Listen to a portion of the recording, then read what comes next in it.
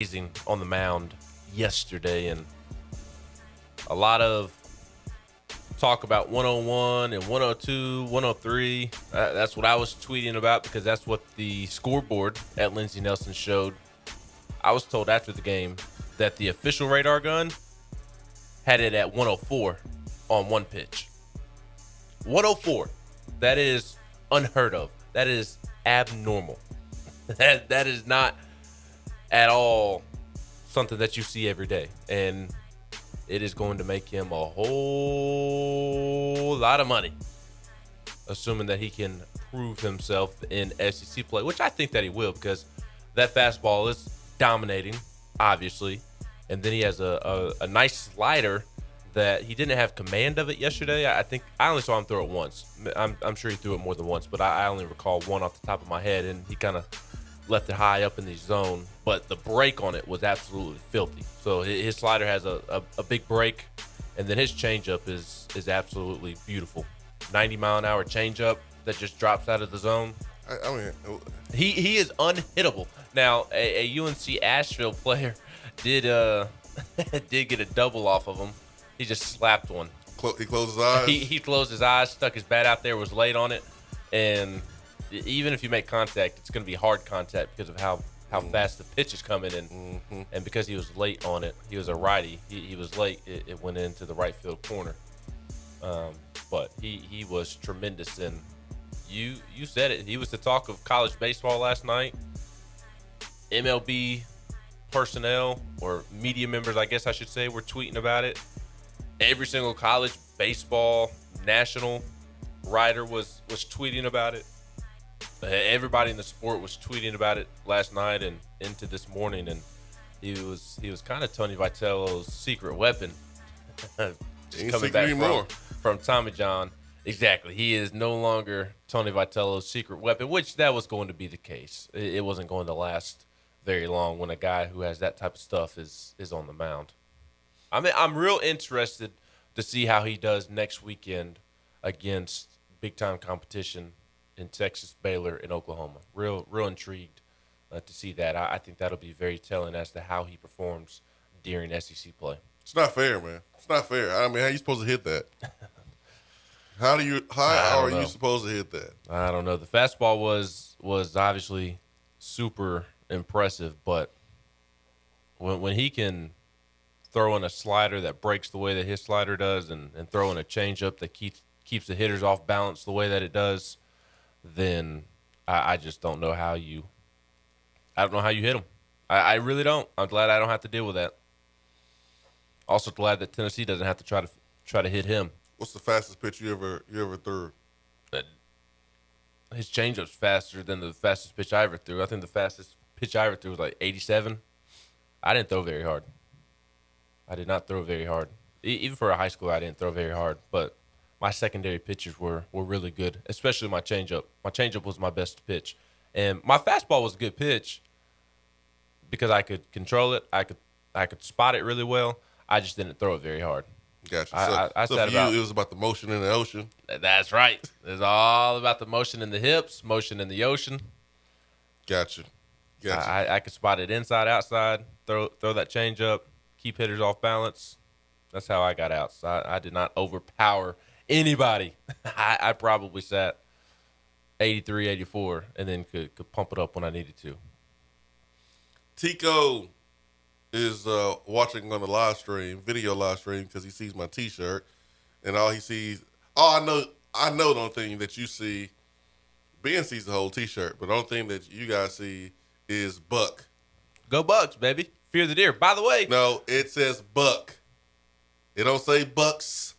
It just says Buck. But Buck is short for Bucks. No. You are congratulating the Buckhorn Bucks on beating Grissom in baseball last night. No. Fluke. No. Facts. Fluke. I mean, we had to brave the elements. The game was supposed to be played on Tuesday, but the game got rained out. And the game was supposed to be played in Newmarket, Alabama, at Buckhorn Field. Where's Newmarket? That's not Huntsville, is it? No, northeast of Huntsville. Oh, okay. But my parents live in Huntsville. Just very close to the Newmarket line. Mm-hmm. but the game was supposed to be played at Buckhorn on Tuesday. Game gets canceled because of weather. Moves to Grissom yesterday, and we still won. Not only did the game get moved, but we still beat you. We beat you on your home field. 65. I see what you're doing. I see what you got going on. Now, according to my sources, Grissom's best pitcher is maybe dealing with some disciplinary issues, and the Grissom pitching staff is banged up due to injury. There's a young man who is their best player dealing with a back injury. Another one dealing with an arm injury. So maybe Grissom dealing with some things right now, but the Bucks, baby. Tried to catch us while we was down a little bit. The Bucks, baby. But my shirt is Go Bucks, fear the deer. My shirt is Buck Fama shirt, by the way. It's not anything to do with Buckhorn. Fear the deer, baby. That is the worst. That's the worst. No, what are you doing? It's my antlers. Fear the deer. This is what y'all did at games? Yes, Student because section at Buckhorn? No, this is what the baseball players did when we reached base. Because oh my god, that's even worse. No, it's not. Once you know why. Whenever it was the Texas Rangers made the World Series, that was their celebration. Like when they made base or reached base, they would go back to the dugout and do this to the dugout. I don't know. Baseball players do weird things. So since we were the Bucks and a major league team was doing it, we adopted it. So basically, you're putting thumbs on your head, pretending like you got antlers. Yeah. Wow.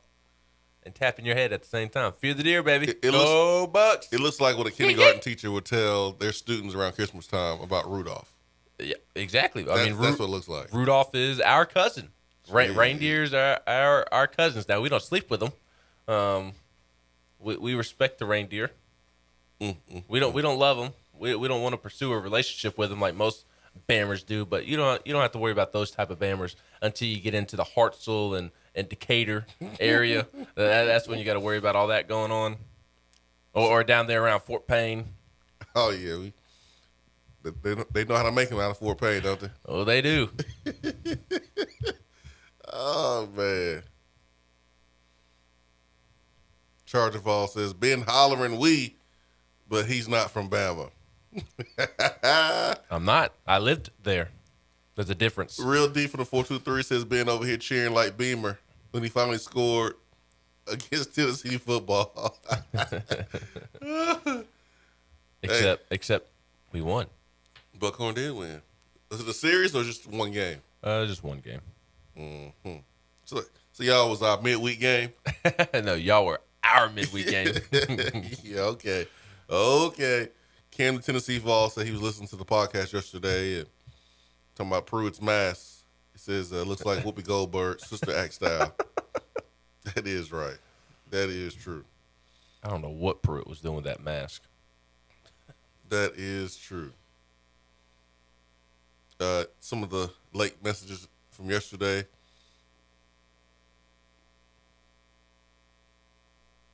Do we have any juice actually landing the UCLA linebacker? Sounds like they're going to get a visit. And as we mentioned yesterday, Brent Hubb said that Tennessee is swinging hard. So sounds like Tennessee has a chance. Riley Vol says, what's the deal with Ethan playing both sports? That ain't never worked. Y'all buying that? I'm buying his attempt. I'm gonna buy everyone's attempt to try to do it, but I don't see Deion Sanders or Bo Jackson coming through those doors. And until that happens, I am skeptical about anyone playing two sports at Tennessee, especially football and basketball, because the seasons run together. I just don't see it happening. Not with two programs that are really, in an upward trajectory. Number one. Number two, both programs are taken seriously here. Seriously. Big Shot Rob yesterday says he thinks that BHH going to transfer. He ain't going nowhere. Where's he going to transfer to? He ain't going anywhere. Why is he going to transfer, Big Shot Rob? He's starting now. I know. You know Big Shot ain't awake right now. Well, he might be because you got to get up early for PT. That big old butt's got to run that mile. Got to run that mile, Big Shot Rob. He might be up, but why do we assume that Brandon is going to transfer? I certainly it would not be all that surprising to me if he ended up doing so, but it's him transferring is not going to be because Rick Barnes did something wrong or didn't do right by him. Rick continues to start him when he shouldn't be starting. So if BAH transfers, it's not going to be because Rick Barnes did something wrong. Oh, Big Shot is awake, man. He's headed to the range. You better go play golf. They talking about a different range. Yeah, that brother's going to be playing golf in the snow in Colorado in February. They got indoor golf. Maybe. ATL Villfield says, why is it okay to tell Ethan he can try basketball, but not tell Destin Wade he can try quarterback? Now, ATL Villfield, you know dang well that ain't the same thing. You know dang well that is not the same thing. They didn't tell Wade that he could try. They didn't tell him he couldn't try. You would be crazy as a football coach to tell someone they can't try, but you can be honest with them and let them know that the chances are not that great. But you can try. Go for it. Yeah, go ahead and try. Go ahead and try. But it is 100% okay. Two different sports. You have one sport, Destin Wade, and you being honest with them. You don't know if Ethan Davis is Deion Sanders or Bo Jackson or not, but you say, hey, go. Okay. Another reason is because he ain't signed yet.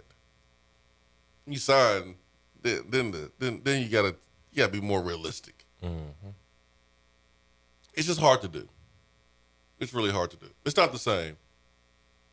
ATL VFL. It's not the same. Big Shot Rouse, you about to go shoot the 40, the 50 cal. My goodness. He's in the military. What do you expect? I ain't never said anything about shooting guns. He just be working out and stuff. I thought he was part of a get fit class or something. All he does is do PT. I never heard about him shooting any guns. This is the first time I've heard about this. You serious, Clark? I'm serious about Big Shot Rob. First time me hearing about him shooting guns. That's what they do in the military. They shoot guns. I'm aware. And they have little sessions. Now, he may be going just for the fun of it, but there's also times where they're supposed to. They're required to attend shooting. Yeah, again, this is my first time hearing about Big Shot Rob shooting guns at the range, not military members. Mm-hmm. Look. You don't be listening. Look, Big Shot Rob, World War III is about to take place. He's going off to prepare. Oh, boy. 865-255-03. The good news is I think you're past the age of where you can get drafted. The bad news is I don't think I am. So you're talking about applications. You look healthy, too. You look healthy, too. I got gout. Glaucoma. Plantar fasciitis. You're talking arthritis about in my trigger finger. You're talking about people sending in applications for the co-host. I think you may seriously have to start taking applications for the co-host for people over the age of 40. Yeah, if you go. Because your co-host might get drafted. If you go, it'd be me and Dakotas McKee walking around Kroger. You really will be walking around with my baby. Oh, man. Oh, boy. Do you think our fast offense is scaring off DBs? I have not heard about that. ATL VFL. I have not heard about any defensive player being scared of our offense and not wanting to come here. Haven't heard that. Like if I did, I would give you I would say yeah, but I haven't heard that. John K says, Ben, we can still get drafted. We got until 26. Gonna start working out now. Oh wait, so I'm almost up. So if Putin don't start this World War III in the next 6.5 months. My half birthday's coming up in a couple weeks, by the way. I expect a gift on March 11th, my half birthday, when I turn 26.5. You too grown for that, B. I'm never too grown. You're not gonna get a half birthday gift. If you're a real friend, I would get a real half birthday gift. No, but Putin better start this World War III in a hurry if he wants me to get drafted into it. Because he got about 7 more months. 7 more months before my being drafted is up. Anyways, 865-255-03. Oh, it ain't Friday yet, Ben. Feels like it. Being goofy. Yesterday felt like Friday, too. That means tomorrow's going to be out of this world. It's going to be extra lit, especially with Auburn coming to town. Watching Auburn play last night, as the kids say. Less confident, more confident in this weekend's game. More confident. I just don't think they're playing the type of basketball right now that they were earlier in conference play or earlier in the season. They're still a really, really good basketball team. Don't get it twisted. But they're just not passing the eye test to me. They're not. Ever since they were ranked number 1, they have not passed my eye test. They haven't. They've had some ugly performances against Missouri, Georgia. That Ole Miss team is bad. And, I mean, they let Ole Miss back into the game to start the second half. And they ran away with it. But I lost to Arkansas in there as well. I lost to Florida in there. They just do not pass my eye test at the moment. So it makes me feel better to see them struggle with Ole Miss. Yeah, I mean, Wendell Green was better last night. You know, shot 38% from 3. Jasper, that's the guy though. That's the point guard. He is the point guard that actually passes the ball. Zeb Jasper. He doesn't mind getting an assist. Mm-hmm. Jabari Smith had 15, but they didn't look like the same Auburn we've seen 2 weeks ago. Further back than that. I think the one person though is playing at a high level, and like he is ascending while maybe some other players are descending. Jabari Smith and Walker Kessler. Like Walker Kessler was 2 blocks away from triple-double. Yeah, he's been really consistent. Yeah. He's been the most consistent player on that team. I don't feel like I've heard anybody talk about KD Johnson in weeks. Last night he goes 0 for 6, and Auburn media members are tweeting out video of him getting up shots after the game on the court, which kudos to him for putting in that extra work, but that's also a sign of kind of him struggling right now. When you've got to get extra shots up immediately after the game, after you go 0 for 6, that means you're struggling. 2 points.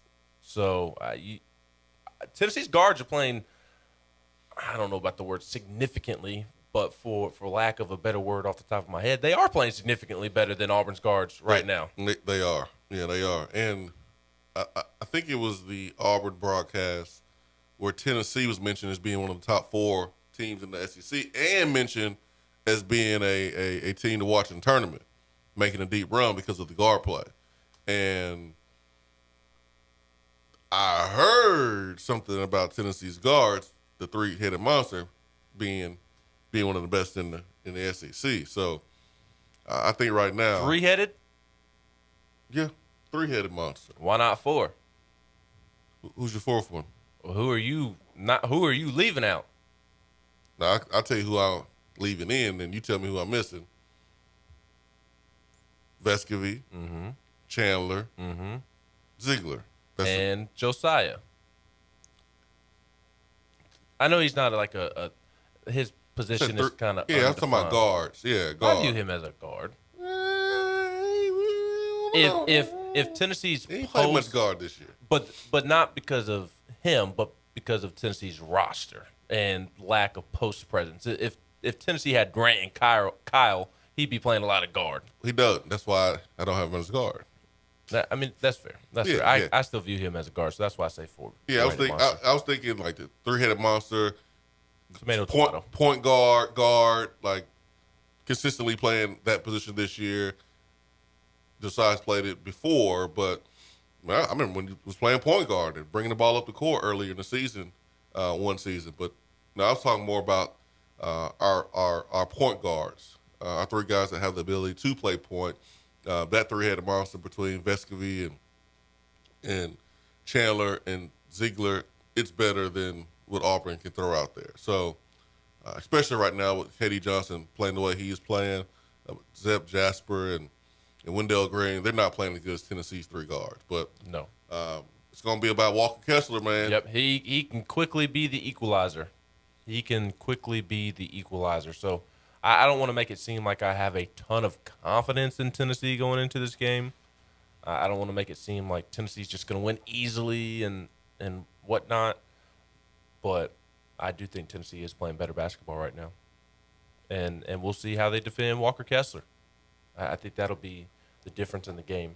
If they can slow down Walker Kessler and Jabari Smith, as you mentioned, I agree with you. He's starting to take off like Kennedy Chandler's taking off, but even more so than Kennedy Chandler.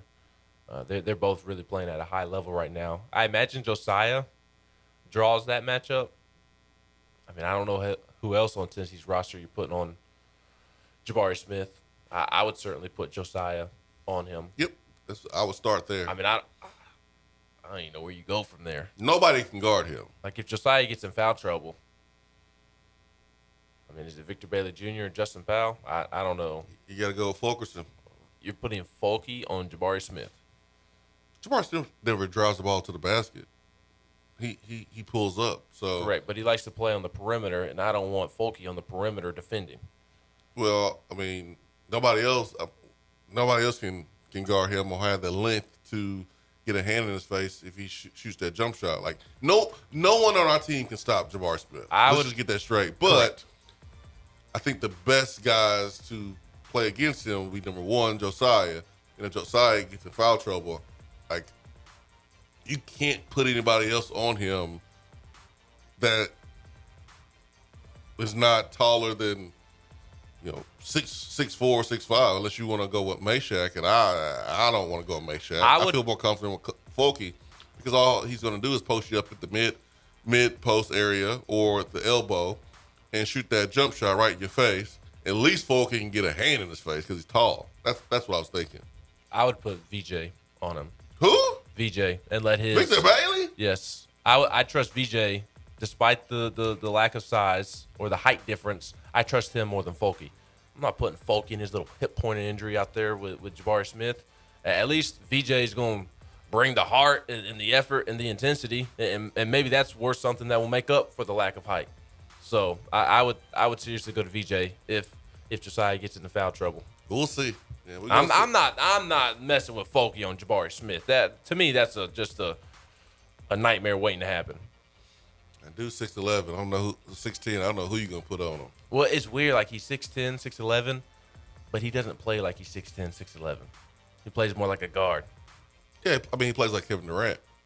Yeah. I mean, that's who he plays like. So, whew. Those are the two that I'm worried about going into Saturday. For sure. 865-255-03. Be right back.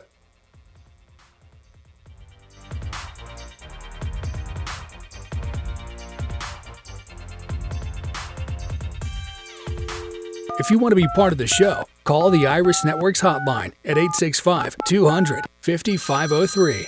Hello?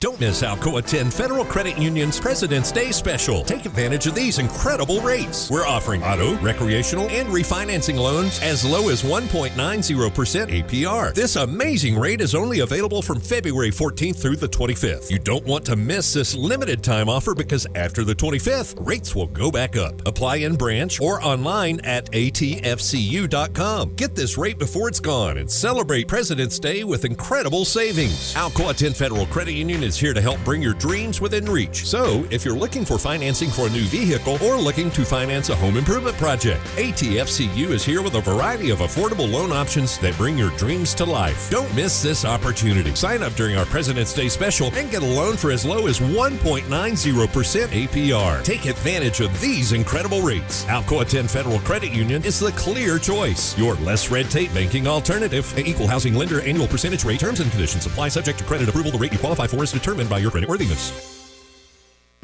When you start your own business, you know that branding can make or break a new venture. That's why Swain Event relies on 42nd Street. 42nd Street is a strategy agency focused on finding creative, open-minded, results-driven solutions to brand design. After over a decade of operations in East Tennessee, the brand architects at 42nd Street have the experience and creative know-how to ensure the success of your business branding, logo, web presence, and more. To see a real-life example of their amazing work, you can check out our website at swainevent.com. Don't trust the branding of your business to just anyone. Check out my friends at 42nd Street online at 42st.com or give them a call at 865-382-7007. 42nd Street, brand, strategy, design. JC's Tree and Landscaping Service specializes in quality tree work done at an affordable price. Trimming and removing trees are their specialty.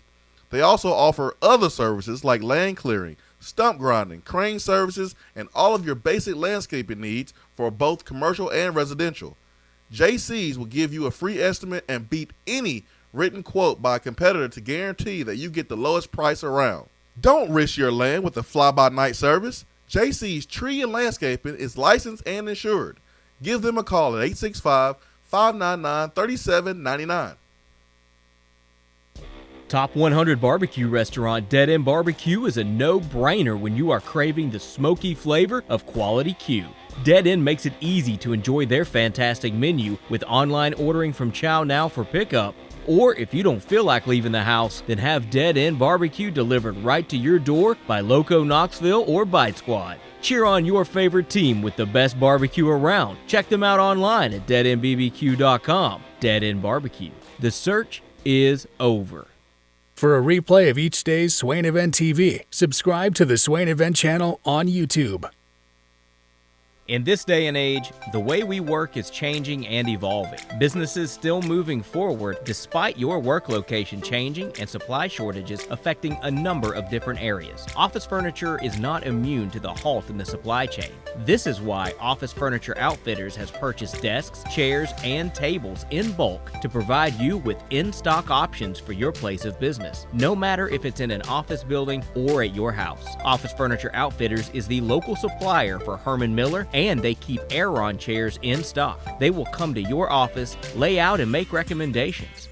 No project is too big or too small. You can visit them on location at 17th Street and Grand Avenue in the Fort Sanders area or online at ofonox.com or give them a call at 865-524-3003. Office Furniture Outfitters, providing East Tennessee's biggest selection and best value for office furniture since 1995. If you're coming to Knoxville and need a place to stay, do yourself a favor and book a room at Hampton Inn Paper Mill, also known as the Hampton on the Hill. This award-winning property is literally in the top 5% of all Hampton Inn properties. The GM, Stephen Lawrence, is a good old local boy who grew up in the business around Knoxville.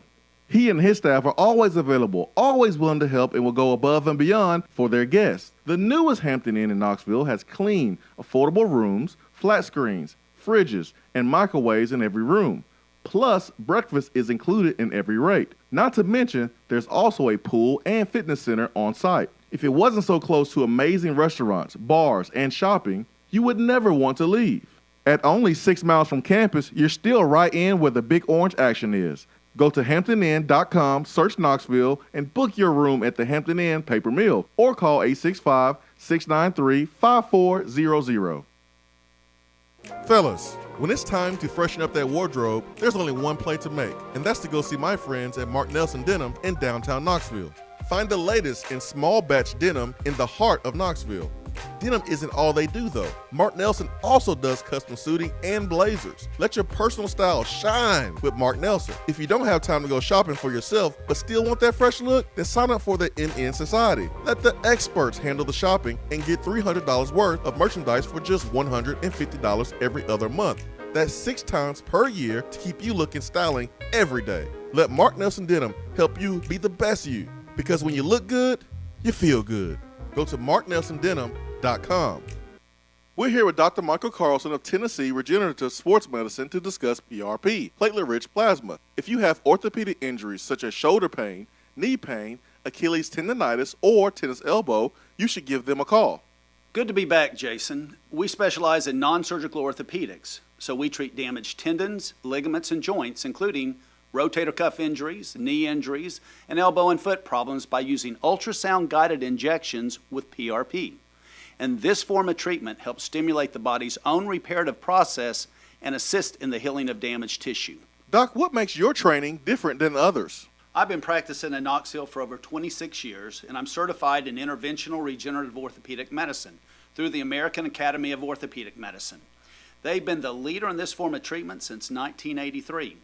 I also teach this form of treatment on a national and international basis to other physicians, residents, and medical students. Here in our clinic, I'm the one doing the procedure, and we're using your own PRP, which are concentrated platelets, to treat your injury. So in other words, Jason, it comes from you and it goes back to you. So you know exactly what you're getting and know exactly the level of training involved. Do what the pros, college athletes, and I have done, and visit them online at trsportsmedicine.com. Tennessee Regenerative Sports Medicine, East Tennessee's leader in PRP therapy. At Iris Networks, we know that business communication solutions are critical to your success. Since 1998, we've been helping businesses in East Tennessee by providing reliable and affordable high-speed fiber internet and voice solutions. That's why Iris Networks is your Tennessee communications partner. With internet speeds up to 100 gigs and work-from-anywhere solutions like mobile apps, video conferencing, and file sharing, we make sure you can stay connected to your customers and great communities we live and work in. Iris Networks, because just like you, Tennessee is our home.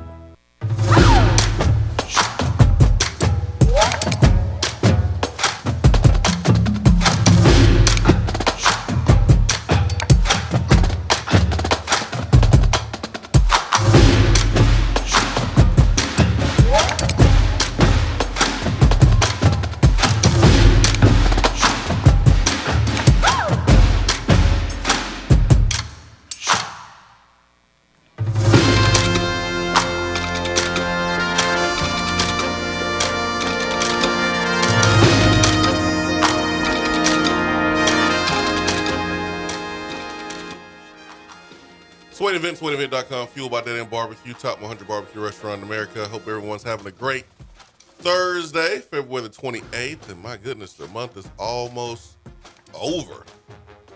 Got a couple. You about to say something, Ben? You got about 6 more days. 6? Got 4. Oh, yeah, that's right. Got 4 more days. My goodness, what I'm thinking. Remember, it's the shortest month of the year. Shut up. I'm aware. Very aware. All right, Ben, what you got for around the SEC? We'll start with basketball, just recapping the scores from last night. Actually, I've got a baseball note as well, one that Tennessee fans will enjoy. But first, want to mention the basketball scores from last night. There were 3 games. And Suedo, how about Frank frickin' Martin? Is he on the verge of saving his job? He probably don't want to be back. 4-game winning streak for South Carolina, man.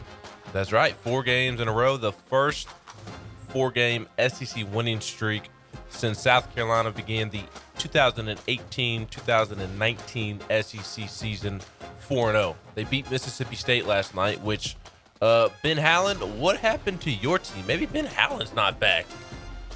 I mean, he has been underwhelming there in Starkville.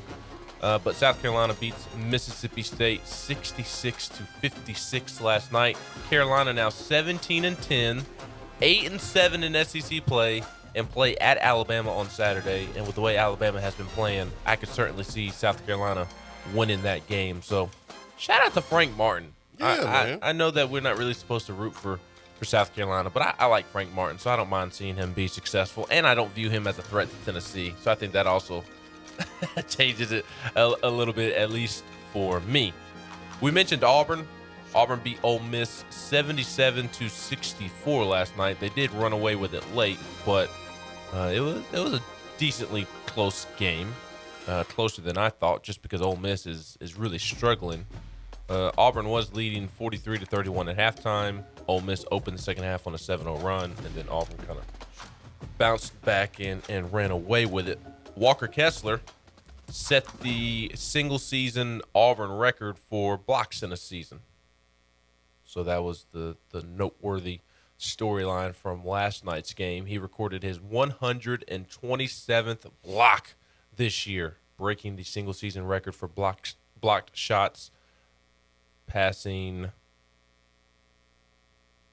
I clicked on the guy's name, but it says Shot Block King, the former Auburn player who had the record.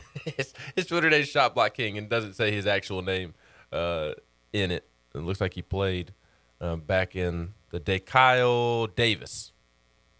Don't know who he is. Not familiar with his work. Sorry, Kyle Davis. Sorry. We're not Barners. We're not supposed to know. No. Proof that I'm not a Barner, by the way. The other game was also pretty interesting. LSU jumped up early on Kentucky, but despite being down Severe Wheeler and Ty Washington, Kentucky beats LSU 71-66. Good job, Kentucky. Big Blue Nation. BBN. Yeah. I said it. I just don't get it. I don't want to get into a long conversation about it, but I just don't get it. I like our wins to look good. I mean, we beat LSU too. LSU's trash. You wanted Kentucky to win because of Will Wade, and that's okay. I don't like Will Wade as much as the next person, but man, he's the coach at LSU, not Kentucky. Hey man, I want Tennessee's wins to look good. Go Arizona. Well, LSU. Go Kentucky. Tennessee beat LSU, so LSU's not good though. But we need them to look better. Whatever. Following the midweek conclusion of games, the SEC standings look like Auburn still being in first place at 13-2.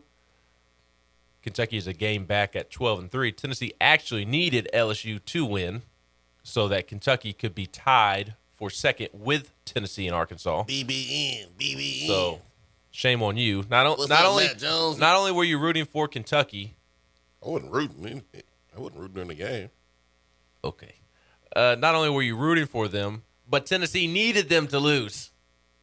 You always talk about, I root for what's in the best interest of Tennessee. What was in the best interest of Tennessee was Kentucky losing last night.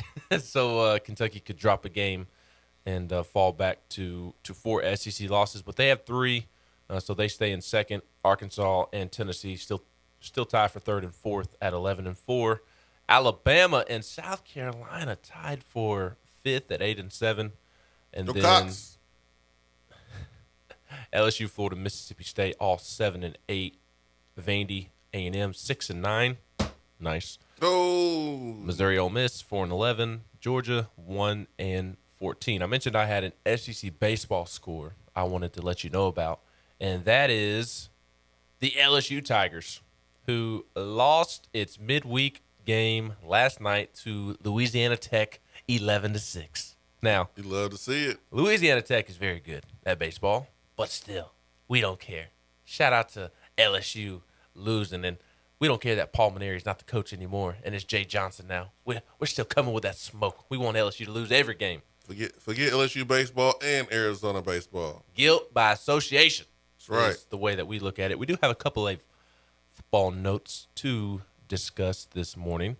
Auburn made a hire yesterday at the wide receiver position. They are hiring Ike Hilliard, who was the receivers coach for the Steelers the last 2 seasons. What is Ike Hilliard thinking? See, that's my thought. I'm impressed that he was able to hire Ike Hilliard with everything going on at Auburn. That kind of surprised me. An NFL coach being willing to jump on a sinking ship. I don't know what he's thinking. Brian Harsin must have dirty photos of him or something. That makes no sense. No sense whatsoever. The You know whose Saints. fault it is? Who? Chase Claypool. That's whose fault it is. Why? Because Hilliard got tired of dealing with Claypool being an idiot. Maybe Ike Hilliard just needs to be a better coach. No. Because he was relieved. He didn't leave. He was relieved of his duties. Chase Pool, whatever his name is. Look, Chase Claypool had a very disappointing season, but He's a bum. he is a bum. Cost us that Vikings game. All right, what else you got? Saints announced 2022 coordinators, coaching staff promotions, and the addition of offensive line coach Doug Marrone. Doug Marrone headed to the Saints to be the offensive line coach. And they also announced the addition of Jason Swain's boy, Cody Burns. We never met, by the way. You said you talked to him for a couple minutes, right? Nope. I thought you did. Who was that you said the other day you talked to for a brief, hot moment? I met Jerry Mack. Jerry Mack. Yep. Yeah, Jerry Mack. So that's what I've got for you today. We do have some Tennessee nuggets for you, courtesy of Austin Price. You know, Austin gave us permission to share the good stuff on the show now. So 2 names that he has mentioned over on the GQ yesterday, 2 possible names that he has heard for Tennessee's wide receiver coach position. Grant Hurd, who is currently at Indiana, former Ole Miss wide receivers coach under Hugh Freeze. That is the name that Austin mentioned. And also Andre Coleman, who that was a little more intriguing. He was the receivers coach at Texas the past 2 seasons, but was not retained after year 1 of Steve Sarkisian. So obviously we don't know the backstory there, but obviously on the surface, without us knowing much more, not a great thing to hear a name associated with Tennessee's receiver position and know that he was not retained after this past season. So 2 names that Austin Price floated out there yesterday for Tennessee's wide receivers coach position. I'll say it again. Like I said it a couple days ago. Better be able to recruit. Better be able to develop. More important now than ever. There's no wavering. Can't get this hire wrong. If this is what we're going to do on offense, you can't mess this hire up. Grant Hurd really intrigues me. Just a simple Google search of Andre Coleman, again, underwhelming. But I also recognize that doesn't tell the whole story. But that's all I have to go off of right now is a simple Google search. And same with Grant Hurd, who is at Indiana. But Grant Hurd intrigues me for sure. He's been at Indiana for a while now, the co-offensive coordinator there. So I wonder how difficult it would be to pry him away if titles mean something to him. But, I mean, he was at Ole Miss. He played at Ole Miss. He understands the SEC. Was there under Hugh Freeze, which means I imagine he coached, what's his name? Treadwell and A.J. Brown, Van Jefferson. I mean, he has some ballers at receiver now. But correct. How did he get them? How did he get them? Well, it's in the word of NIL, anything is possible. Anything? Well, Jimbo Fisher said NIL's been going on for a long time. That's right. Yeah. Look, Grant Hurd was just ahead of the curve. Yeah. DJ Metcalf, Van Jefferson. How the hell they get? Never mind. I know how they got him. DeMarcus Lodge, I remember him. I remember him. Didn't he coach Dante Moncrief as well? He may not have recruited him, but I think Moncrief was at Ole Miss from like 2012 to 2016, at some point during that time period.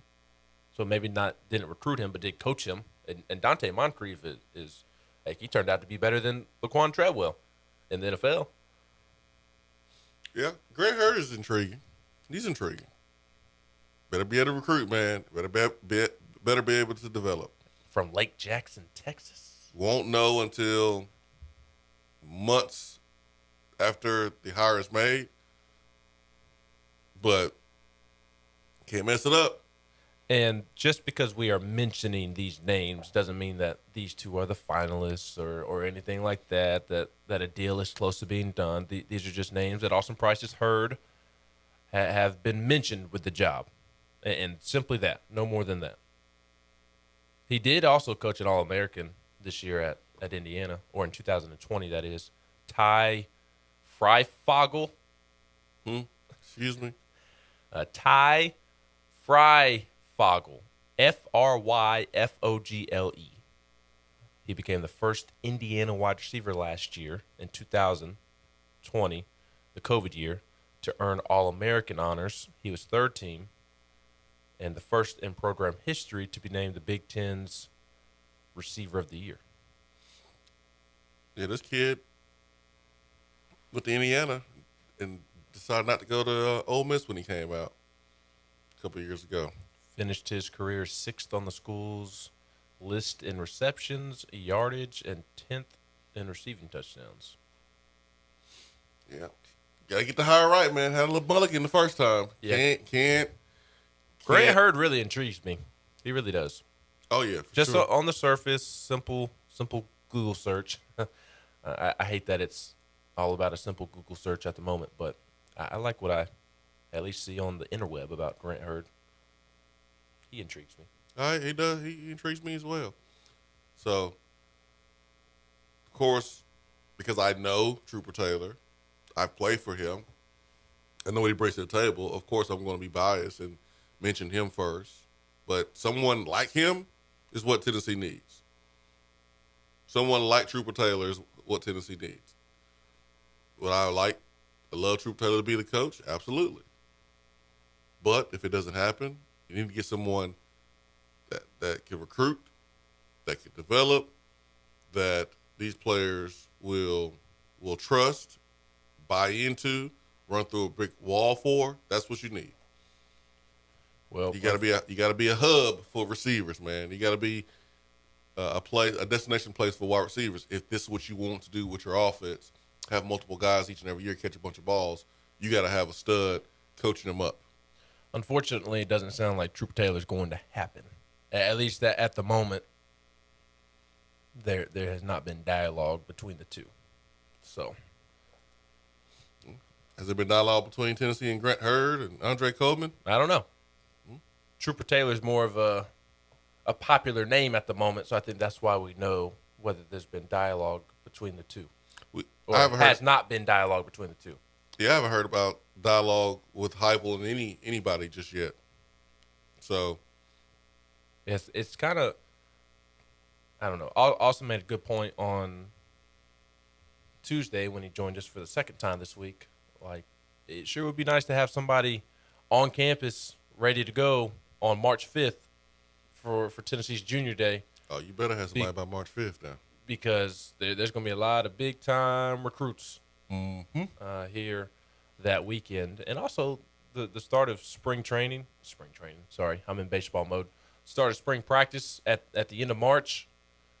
There, and you talked about this earlier this week, this coach, whoever is going to be the receivers coach, is going to have to be taught the system. Now, I don't know that it's super complex and going to take a long time, but, I mean, it's still going to be an adjustment, and it would be nice to have him coaching the receivers and not Cedric Tillman coaching him on the first day of spring practice of, yeah, coach, I'm supposed to line up this wide on this play. So I do think it's important to have somebody in here by that Junior Day because of all the big-time recruits, but then it also gives the coach a couple of weeks to get familiar with the offensive system. Yep. I mean, the one thing about Cody Burns, it was his first year with Josh Heupel, and he had a lot of freedom to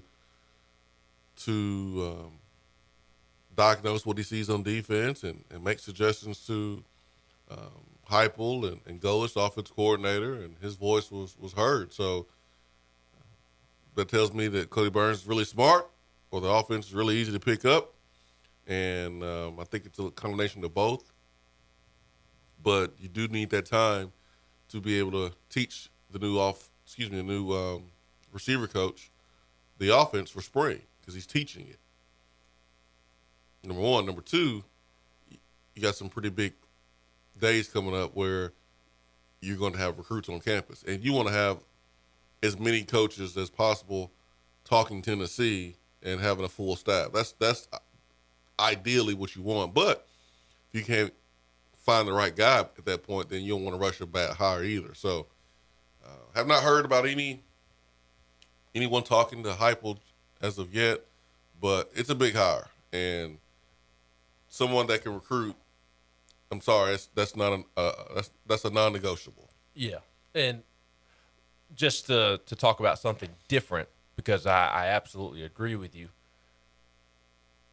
recruiting is the main priority, but also it's important because they're not necessarily young anymore because now they're juniors, but Jimmy Callaway, Jalen Hyatt, I mean, there seemed to have been a disconnect under the previous head coach, Previous receivers coach last season.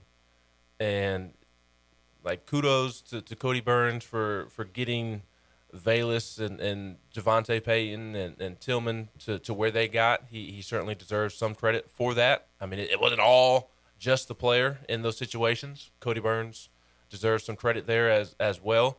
But the younger receivers did not get better. In fact, I mean, they may have gotten worse over the course of the season. We didn't see Jimmy Callaway the second half of the season after he was pretty much starting early in the year. So recruiting is the main priority, Swain. I agree with you. Just to hit on a different note, got to get a coach in here that can connect. Don't drink that nasty coffee. I've been telling you, your coffee is nasty. I don't know why you drink what you drink, but you do you, boo-boo. I'm just trying to drink my coffee while you're over there talking about development of receivers. I don't have to talk about it, so go ahead. Well, it just was non-existent for the younger receivers last year. So I think the number 2 priority on the list of what Josh Heupel is looking for is somebody that can, without a doubt, develop receivers. Because if Tennessee's offense is going to have similar success to last season, Jalen Hyatt, Jimmy Callaway going to have to step up and have a big year, in addition to Cedric Tillman and whatever transfer receiver that is brought in. It can't just be Cedric Tillman and transfer receiver. Jalen Hyatt, Jimmy Callaway, those guys have to contribute. And not only Jalen Hyatt and Jimmy Callaway, there's other young receivers in the room. There's going to be 4 freshmen. Mm-hmm. Cam Miller, Chaz Nimrod, Squirrel White, Caleb Webb. Mm-hmm. Those guys have the potential to help early on as well, but only if they're set up to succeed by a really good teacher, in my opinion. So that's the second bullet point for me, is somebody that can develop these young guys, because it was non-existent last year. And I do want to add, not to just shoulder Cody Burns with all the blame, Jalen Hyatt and Jimmy Callaway didn't necessarily hold up their end of the deal at all times either. It wasn't all Cody Burns. Jimmy Callaway, Jalen Hyatt, they need to take a step forward as well on their own. But it seems like there needs to be somebody hired that can help them get to that point mentally. I have nothing to add. Hour 1 is in the books. Hour 1 is brought to you by Hiller Plumbing, Heating, Cooling, and Electrical. HappyHiller.com. 865-255-03. Stay with us.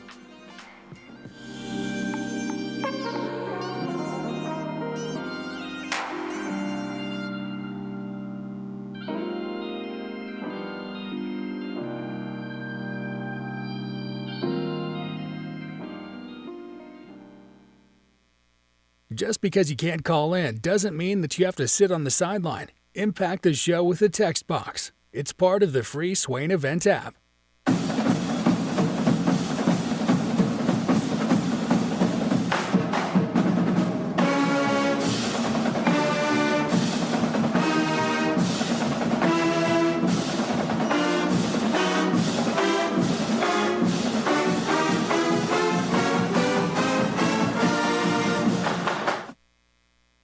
In this day and age, the way we work is changing and evolving. Businesses still moving forward despite your work location changing and supply shortages affecting a number of different areas. Office furniture is not immune to the halt in the supply chain. This is why Office Furniture Outfitters has purchased desks, chairs, and tables in bulk to provide you with in-stock options for your place of business, no matter if it's in an office building or at your house. Office Furniture Outfitters is the local supplier for Herman Miller, and they keep Aeron chairs in stock. They will come to your office, lay out, and make recommendations. No project is too big or too small. You can visit them on location at 17th Street and Grand Avenue in the Fort Sanders area, or online at ofonox.com, or give them a call at 865-524-3003. Office Furniture Outfitters, providing East Tennessee's biggest selection and best value for office furniture since 1995. Don't miss Alcoa 10 Federal Credit Union's President's Day special. Take advantage of these incredible rates. We're offering auto, recreational, and refinancing loans as low as 1.90% APR. This amazing rate is only available from February 14th through the 25th. You don't want to miss this limited time offer because after the 25th, rates will go back up. Apply in branch or online at atfcu.com. Get this rate before it's gone and celebrate President's Day with incredible savings. Alcoa 10 Federal Credit Union is here to help bring your dreams within reach. So, if you're looking for financing for a new vehicle or looking to finance a home improvement project, ATFCU is here with a variety of affordable loan options that bring your dreams to life. Don't miss this opportunity. Sign up during our President's Day special and get a loan for as low as 1.90% APR. Take advantage of these incredible rates. Alcoa 10 Federal Credit Union is the clear choice. Your less red tape banking alternative. An equal housing lender. Annual percentage rate. Terms and conditions apply. Subject to credit approval. The rate you qualify for is determined by your creditworthiness. Touchdown or turnover is up next on the Swain Event. Hey there, Swain Event fam. I've been thinking about other ways I can assist you with the real estate world. As you know, it's not just about buying, selling, and investing in new property today. It's also being a resource when you need a contractor or roofer. Or maybe you need a real estate attorney to assist with probate questions. Or maybe you have a family member in Alabama that needs a realtor to help them sell their home and get the heck out of there and back to Tennessee. All of these things and more are in my wheelhouse. So give me a call, Jennifer Morris, 865-257-7897, or email me at jennifermorris865@gmail.com. And go Vols! Litter is a big problem in Tennessee, but together we can do big things. We can make our cities, our waterways, our roads cleaner and safer. The Tennessee Department of Transportation is committed to reducing litter in our communities, but we need your help to do it. There are over 100 million pieces of litter in our roads at any given time, and it costs TDOT about $19 million a year just to clean it up. The first step to keeping Tennessee beautiful is to rally behind these 3 simple words. Nobody trashes Tennessee. Join the Nobody Trashes Tennessee movement at nobodytrashestennessee.com. Out-of-town law firms have been swarming into East Tennessee lately. Firms from Memphis, Chattanooga, and Birmingham have stormed into the area. Wouldn't you rather do business with a local law firm? You know, a true neighbor. Marcos Garza and the pros at the Garza Law Firm are just that. They are our neighbors and friends that support local causes year-round. The Garza Law Firm works to serve you professionally on criminal matters, injuries and accident matters, and Social Security and disability filings. The Garza Law Firm is here for you at garzalaw.com. The Garza Law Firm. Let us help. Fellas, when it's time to freshen up that wardrobe, there's only one play to make, and that's to go see my friends at Mark Nelson Denim in downtown Knoxville. Find the latest in small batch denim in the heart of Knoxville. Denim isn't all they do though. Mark Nelson also does custom suiting and blazers. Let your personal style shine with Mark Nelson. If you don't have time to go shopping for yourself but still want that fresh look, then sign up for the NN Society. Let the experts handle the shopping and get $300 worth of merchandise for just $150 every other month. That's 6 times per year to keep you looking styling every day. Let Mark Nelson Denim help you be the best you, because when you look good, you feel good. Go to marknelsondenim.com. Touchdown or Turnover is backed by Alcoa 10 Federal Credit Union, a place where you belong.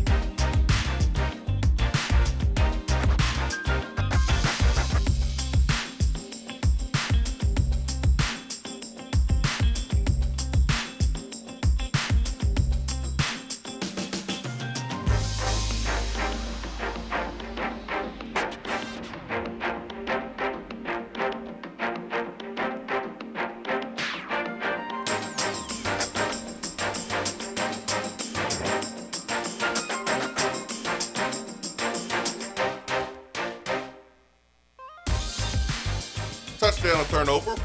Backed by Alcoa 10 Federal Credit Union, place where you belong. Better rates and better service. Ben McKee, Jason Swain, live here from the Low T Center Studio. Live we are. If you missed any part of the show, you can go back and check out the podcast, wherever you like to get your podcast from.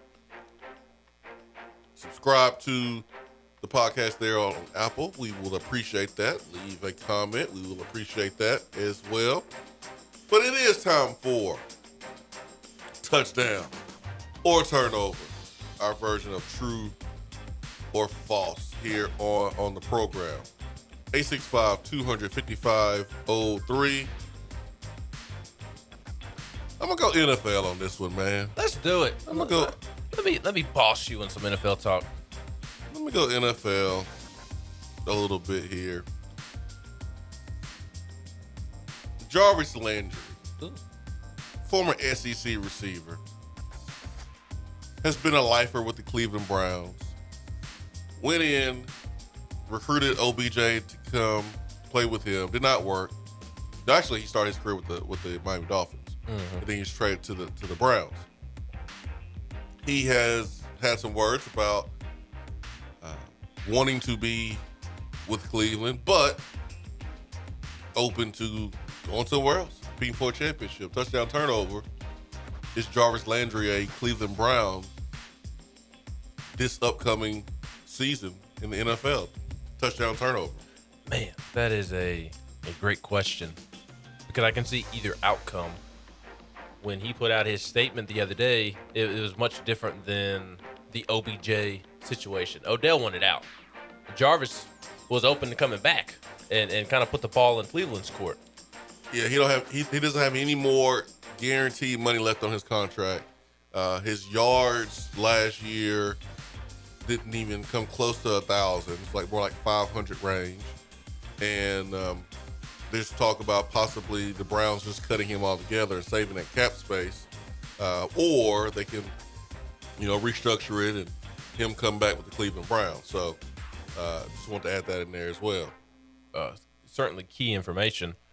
I'll say he doesn't come back, and I think it's a Browns decision. He's also been banged up quite a bit recently, and I think Jarvis Landry is a terrific receiver. I've always liked him, kind of liked his attitude, and growing up loving Hines Ward, and Hines Ward being one of my favorite players growing up, I always have a great appreciation for slot receivers or guys who just love to go over the middle of the field and make the tough catches, the Anquan Boltons of the world. Like, I prefer those type of receivers, and that's why I like Juju Smith-Schuster a lot, because he's kind of morphed into that. The last 2 years when he hasn't been hurt, he has not been afraid to go over the middle and get the tough yards for the Steelers in third and short situations or whatnot. And Jarvis Landry is kind of that mold of receiver as well, especially at this stage in his career. So I've always appreciated Jarvis Landry, but he hasn't stayed healthy of late, man. He hasn't, and I think the Browns will move on from that. He's going to command a good bit of money. The production has not necessarily matched the money because he has been banked up. So I'll say turnover. I think Jarvis moves on from the Browns. Yeah, I go turnover too. I agree with you. I think he is with a new team next year. 865-200-5503. Scott Wide. I'm not aware of that one. Not aware of that one. Scott Wide named a particular player that wasn't a fan of Burns, Cody Burns. I'm not aware of that one.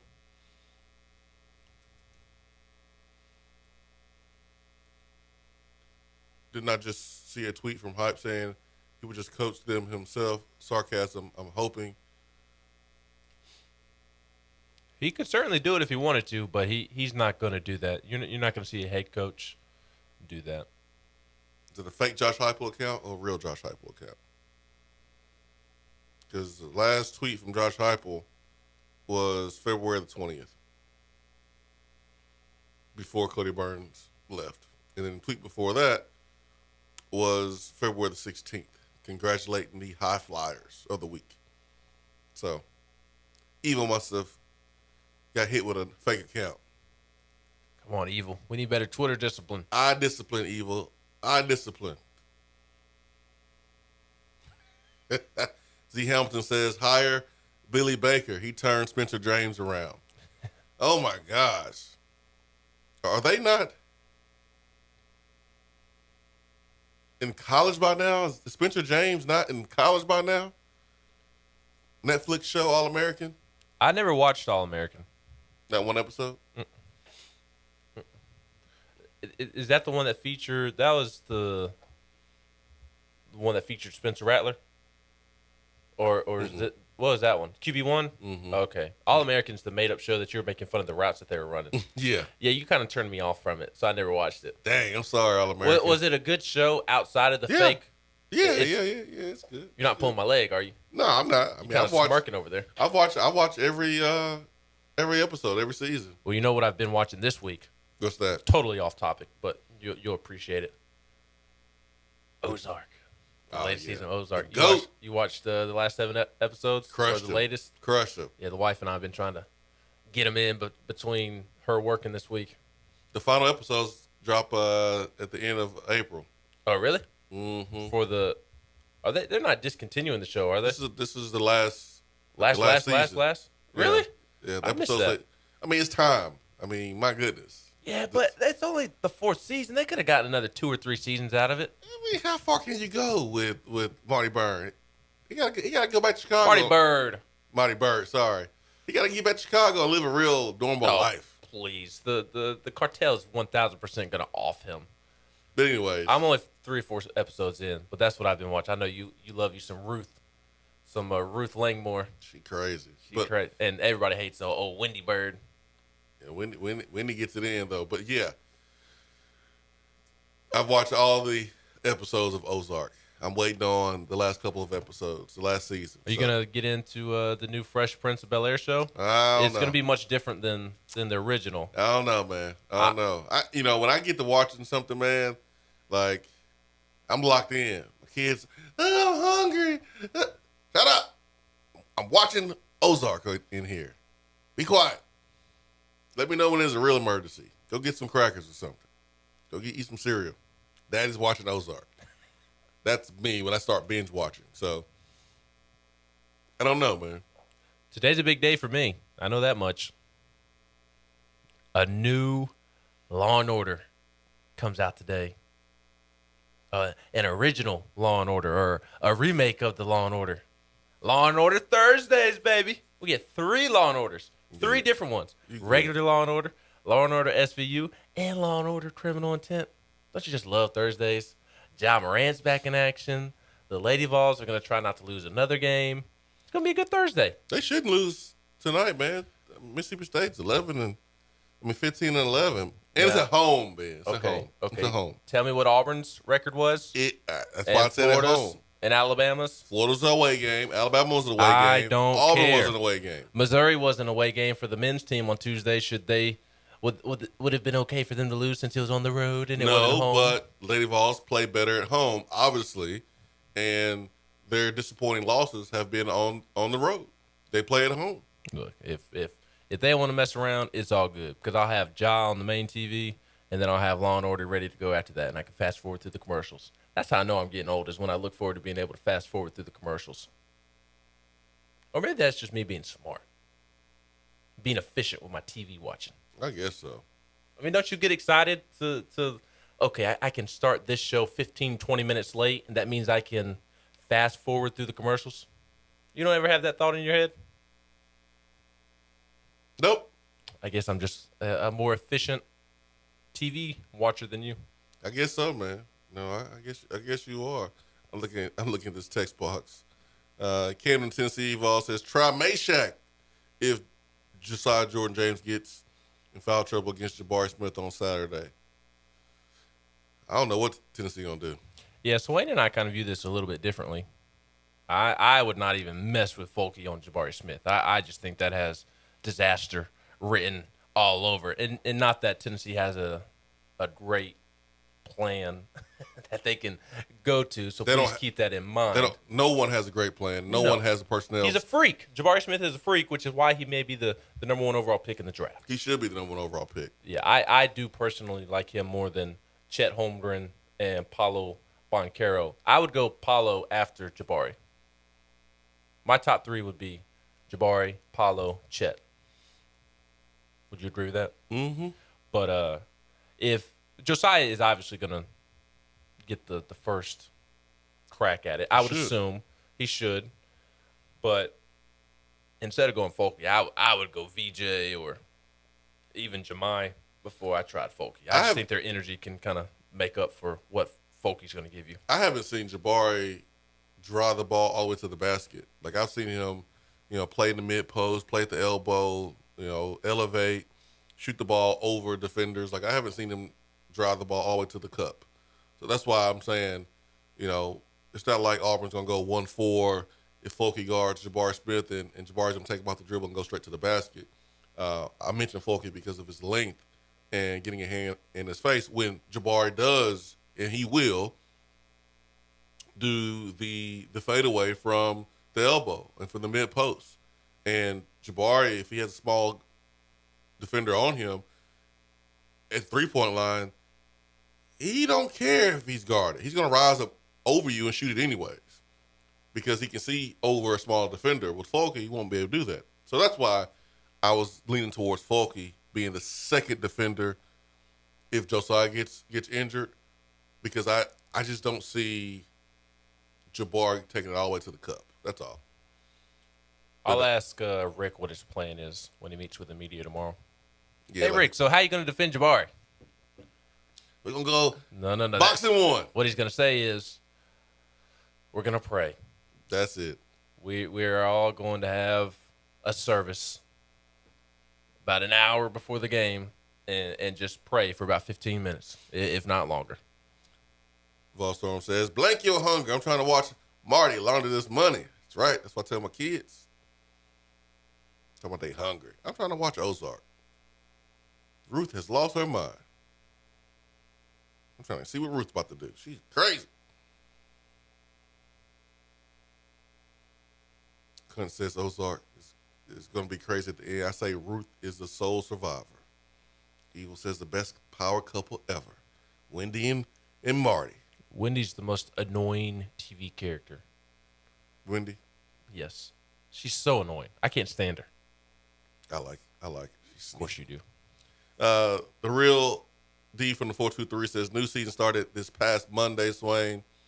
He's going off to college now. Talking about All-American. Oh, I guess I got to watch it. What's it called? All-American Homecoming? I think I've been seeing some advertisements for that. I guess I have to watch it at some point. Vol fan says Jabari is a shooter. Folky isn't used to guarding shooters. JJJ is the best option. Folky guarding Jabari would force Folky to completely change the way he is used to defending. You can't add someone that has been guarding one way for 5 million games to suddenly change the way they defend. Well, if you put a small defender on Jabari Smith, it's going to be like him shooting wide open shots, to be honest. There's no way a 6'3" player can guard Jabari Smith. It ain't happening. He's just going to jump over you and shoot it. It'd be like shooting in the gym when no one's there. So I don't know what Rick's going to do. But I do like your suggestion, Ben, which is to pray about it. Yeah, I mean, look, there's no perfect matchup. I mean, VJ being 6'4", guarding Jabari Smith is not ideal. 6'4"? That's what his UT bio says, so I'm sure he's 6'3", 6'2" probably. I feel better about kind of his tenacity and his effort, giving it a crack at Jabari Smith, more so than I do about Folky and his lack of athleticism. I understand. Folky is athletic, though. You don't want to say anything, Ben? 865-255-03. Brad Vol says, we all know that Chandler is leaving, but we do have B.J. Edwards coming in next year. What's the expectations with him start day one, or should we not expect much from him right away? Also, what kind of player are we getting with him? I don't expect him to start right away, unless I hear something different in preseason camp. But I don't see that starting day one. No. No, Sakai will be starting point guard next year. And if BJ Edwards is who we think he is, he'll be the backup, kind of like Zakai going into the season. Yep. And he'll contribute. We'll just see how much he contributes. VFL 16 says, can we try and send BHH at Kessler and get him in early foul trouble? Or is that too big of an ass of a freshman? Maybe this could be the game BHH puts it all together. Well, for Hatfield, falling away from the basket is not going to get you any calls. He's going to have to go at Walker Kessler, get into his body, and Kessler is really, really good about not letting you do that to block your shots. So the best case scenario is to get Walker Kessler some early foul trouble. And the man for the job for that is Urosh. What'd you say? The man for that job is Urosh. We need Urosh to get into a fight with Walker Kessler. Get him ejected. I like early foul trouble. I like that idea better. You know our team's not built for that type of activity, Ben. Urosh is. I didn't say our team. I said Urosh. He's the only person. He is not the only person. That's built like that. Kennedy would give 2-piece and a biscuit. He's from Memphis, Maine. That is true. You tell me Zakai wouldn't? Oh, yeah, that's right. Zakai would. Santi. Nibble on some ankles. You're wrong. You're wrong for that. I'm just joking. No, you're not. You're wrong for that. I'm just joking. You tell me Santi. Santi's got a little mean streak to him. Oh, I saw him in Vanderbilt game. I thought he was going to give Sky Pippen the business. I think Hanji Tamba would come out of nowhere and just karate kick somebody. Yeah! I haven't played all year. Here's nothing. Rick is not allowing that. But see, we need Urosh to start a dust up. Maybe get a technical on Walker, get him frustrated, and then Jonas creates his second foul. Kessler he always looks in control and happy. That's why we need to piss him off. He hasn't dealt with anybody like Urosh all year. And Now, that's a fact. Cardwell, like, he's going to get a technical. Yes. Number 44, he's going to get a technical. Yes, KD Johnson is annoying. Everybody knows who KD Johnson is. I can tell you right now, Vol fans will be annoyed by Dylan Cardwell. Yeah, number 44, he comes off the bench. Tennessee recruited him. He is tough as nails. He's aggressive, and he brings the energy. And if he dunks, like, he's going to let you know about it. He feeds off the other fan base's crowds, getting at him at the games. You're going to hate him. You're going to hate him. But he loves it, though. He loves it. He is Auburn's guy. He is Auburn's Uros. He just does a lot more during the game, on the court. Yeah. Brandon says, just laughed out loud. I'm in my car by myself, biting some ankles.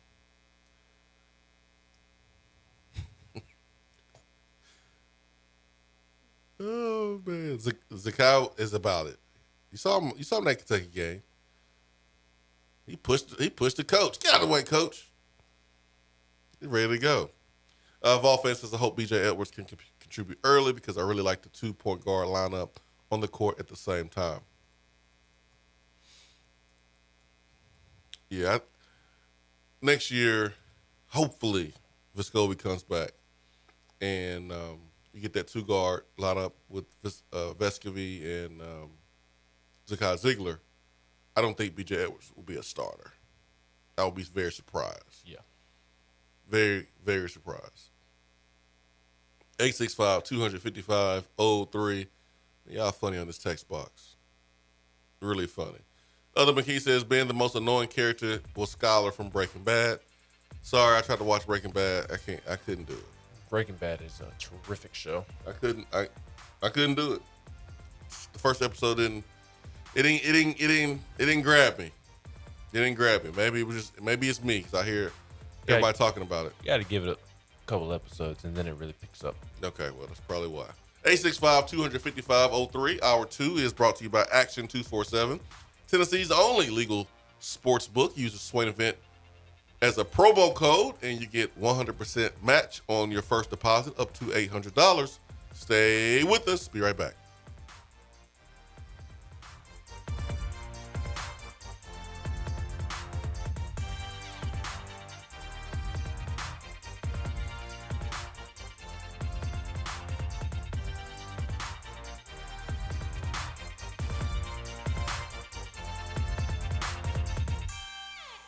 Just because you can't call in doesn't mean that you have to sit on the sideline. Impact the show with a text box. It's part of the free Swain Event app. Top 100 barbecue restaurant Dead End Barbecue is a no-brainer when you are craving the smoky flavor of quality Q. Dead End makes it easy to enjoy their fantastic menu with online ordering from Chow Now for pickup. Or if you don't feel like leaving the house, then have Dead End Barbecue delivered right to your door by Loco Knoxville or Bite Squad. Cheer on your favorite team with the best barbecue around. Check them out online at deadendbbq.com. Dead End Barbecue. The search is over. Fellas, when it's time to freshen up that wardrobe, there's only one play to make, and that's to go see my friends at Mark Nelson Denim in downtown Knoxville. Find the latest in small batch denim in the heart of Knoxville. Denim isn't all they do though. Mark Nelson also does custom suiting and blazers. Let your personal style shine with Mark Nelson. If you don't have time to go shopping for yourself but still want that fresh look, then sign up for the NN Society. Let the experts handle the shopping and get $300 worth of merchandise for just $150 every other month. That's 6 times per year to keep you looking styling every day. Let Mark Nelson Denim help you be the best you, because when you look good, you feel good. Go to marknelsondenim.com. JC's Tree and Landscaping Service specializes in quality tree work done at an affordable price. Trimming and removing trees are their specialty. They also offer other services like land clearing, stump grinding, crane services, and all of your basic landscaping needs for both commercial and residential. JC's will give you a free estimate and beat any written quote by a competitor to guarantee that you get the lowest price around. Don't risk your land with a fly-by-night service. JC's Tree and Landscaping is licensed and insured. Give them a call at 865-599-3799. Out-of-town law firms have been swarming into East Tennessee lately. Firms from Memphis, Chattanooga, and Birmingham have stormed into the area. Wouldn't you rather do business with a local law firm? You know, a true neighbor. Marcos Garza and the pros at the Garza Law Firm are just that. They are our neighbors and friends that support local causes year-round. The Garza Law Firm works to serve you professionally on criminal matters, injuries and accident matters, and Social Security and disability filings. The Garza Law Firm is here for you at garzalaw.com. The Garza Law Firm. Let us help. I just wanted to come by and congratulate you on the great work you've been doing. I like your style. You remind me of a young me. Failure is not an option. That boy is good. Homes, remind yourself, nobody built like you design yourself. Attaboy. Attaboy is brought to you by Made in Tennessee Business Fiber Internet from Iris Networks. Find business solutions for you at irisnetworksusa.com.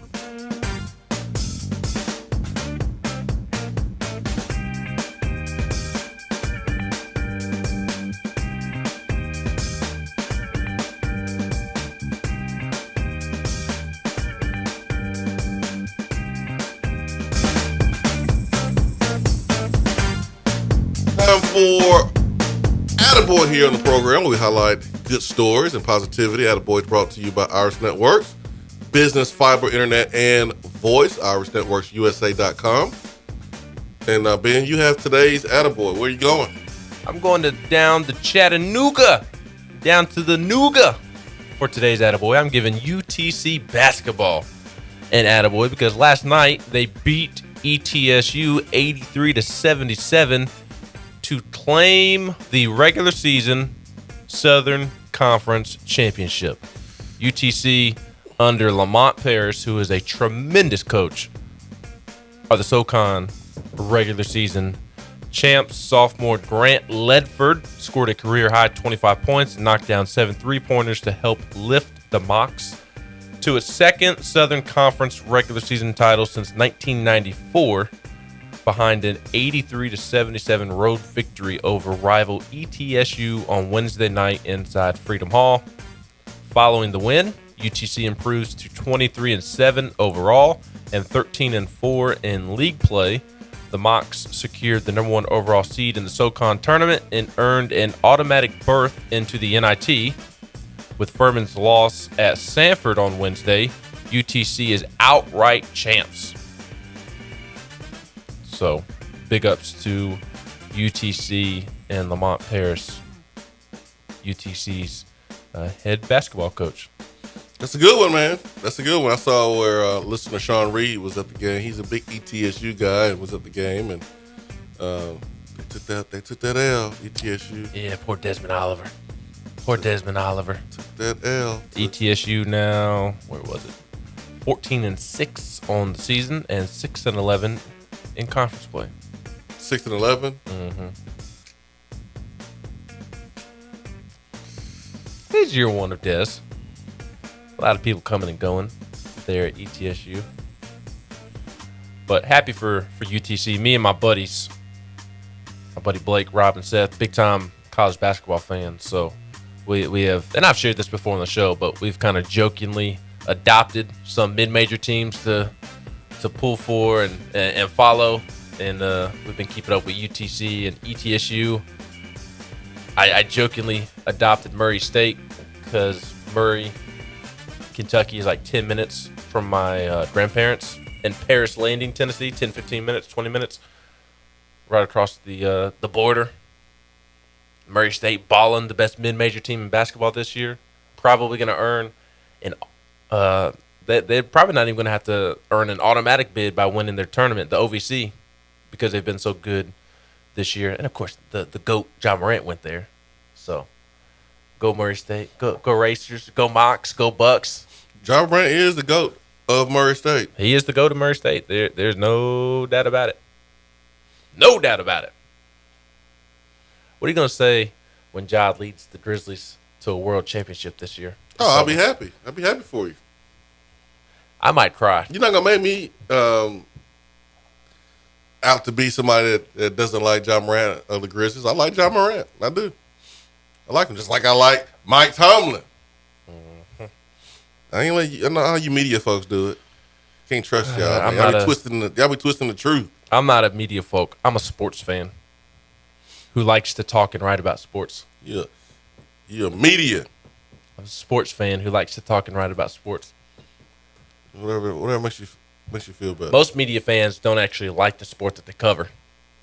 You said that a time or two. You care to point out who you talking about in particular?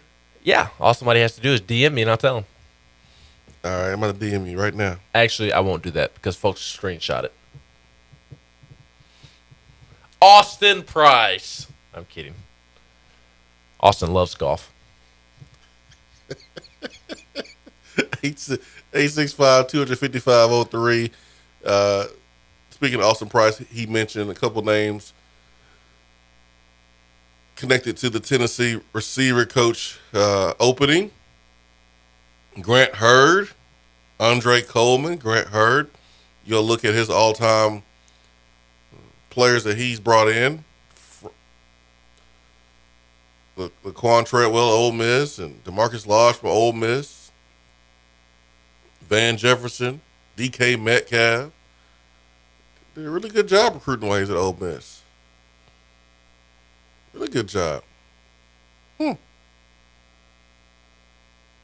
Receivers did a pretty good job, too. That offense, those receivers in the offense remind me a little bit of the receivers in our offense. So I could understand the tie right there as well. And then Andre Coleman, who, when you look at his resume, is not as good as Grant Hurd's. Not as good. But those are the names that were tossed out there recently by Austin Price. Andre Coleman was receiver coach at Texas last year for 1 year. Before then, in 2019, he was an analyst.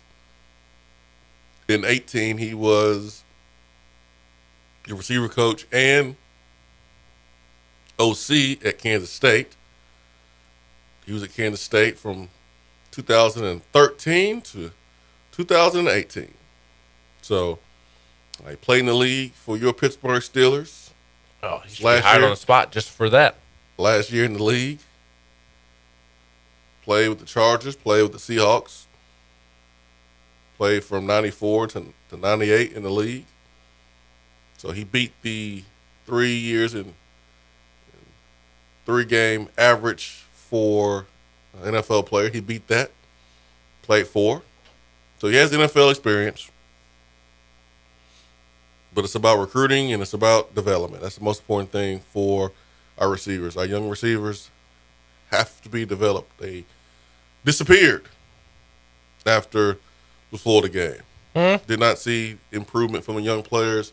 They got to take a huge step forward this spring, and they got to be coached the right way to take that big step. They got some freshmen coming in. Cedric Tillman is going to have trouble duplicating what he did last year if he doesn't have help on the other side. They got Ramel Keaton. You're the worst. You are literally Also, the worst. How could you forget about Jalen's touchdown in the ball game? I didn't forget about it. It was 1 touchdown. You should have had more for the season. Great improvement. Barely scored during the regular season. Scored in the postseason. Stock going up, baby. Jalen knows what he needs to do. Tennessee offense, the coaches know what he needs to do, which is more this year than it was last year. And I know he's working to get that done as well as everybody else on the team. So stop playing with me, Ben. You ain't slick. No, you need to start being fair. That's what needs to happen. Don't put the blame on me. You need to start recognizing facts. What's the fact? That Jalen was better in the postseason than he was in the regular season. Well, yeah. So that's growth. He got better. He caught touchdown. That's good. Awesome. And I got awesome video of it. You do. And you can see me on the TV broadcast. But he went from being a number 1, number 2 receiver to being the number 3, number 4 receiver, even at the end of the season. I don't remember that part. Oh, yeah. Okay, yeah. I don't remember that part. Yeah. That happened? I remember that part. So this year it's about him being number 1, number 2 receiver again. That's what it's about. Not just getting in, catching a touchdown when you're the 3rd, 4th receiver off the bench. Is with the game on the line. It's about doing it tied the entire the game time. to send it to overtime. I'm telling you, man, he got better. He got better. No, I'm picking at you. Last season was a disappointing season for Jalen Hyatt just because of how much potential he has. He could be a top 3 round receiver if he wanted to, if not higher. Well, honestly, and this is nothing I wouldn't tell Jalen myself. The potential really is pointing to his speed.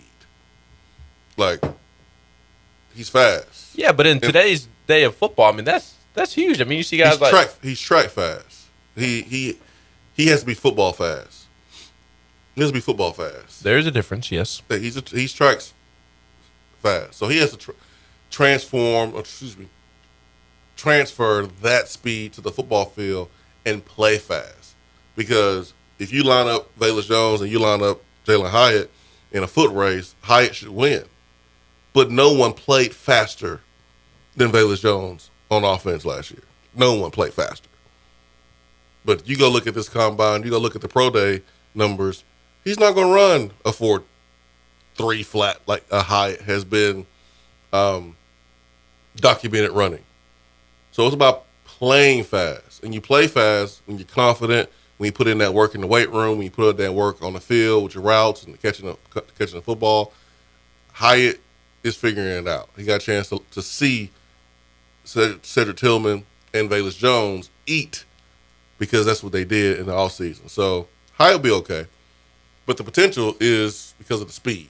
Yes, but I mean, that is what NFL teams are craving right now. Everybody's crazy. Yeah, everybody wants speed now. I mean, you saw the Bengals a couple years back. What receiver did they draft out of Washington?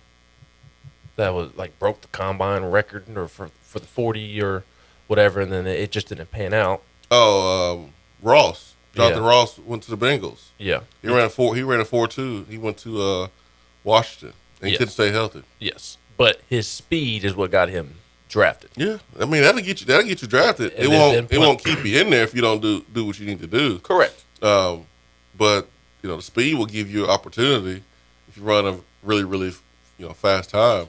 Well, it's kind of like Steph Curry and how he has changed the game. Tyreek Hill has changed the game, and these NFL teams see just how big of a difference Tyreek Hill's speed makes, and teams are trying to replicate that with at 1,000% good luck. I don't see nobody like Tyreek Hill. Yeah, I understand that he is faster than everybody, but there's still other very fast receivers that teams have tried to fit into that Tyreek Hill mold.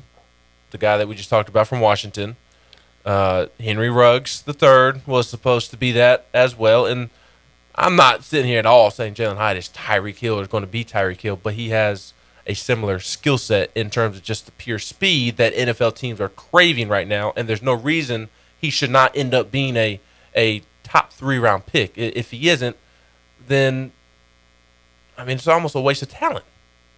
If he isn't, then it's on him. It's simple as that. And you got a guy like Josh Palmer, drafted in the first 3 rounds. I mean, there's no reason why he shouldn't be. I mean, you're right. You're right. Can't teach speed. And everybody's craving speed. High school coaches craving speed. College coaches are craving speed. Pro coaches are craving speed. And there's some organizations that value it more than other things, like the Raiders organization. They have been notoriously known for drafting just fast receivers. They did that. Al Davis was alive. They went out and got a receiver from Maryland that was super, super fast, but didn't really pan out. They've always drafted fast receivers. But you got to play fast. It's about playing fast, and it's about making difficult catches and creating separation. And Jalen's going to work to do those things. He's going to do it, which is why this coach that we're going to hire is so important.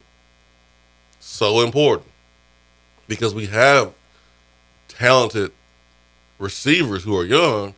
They just need to be pointed in the right direction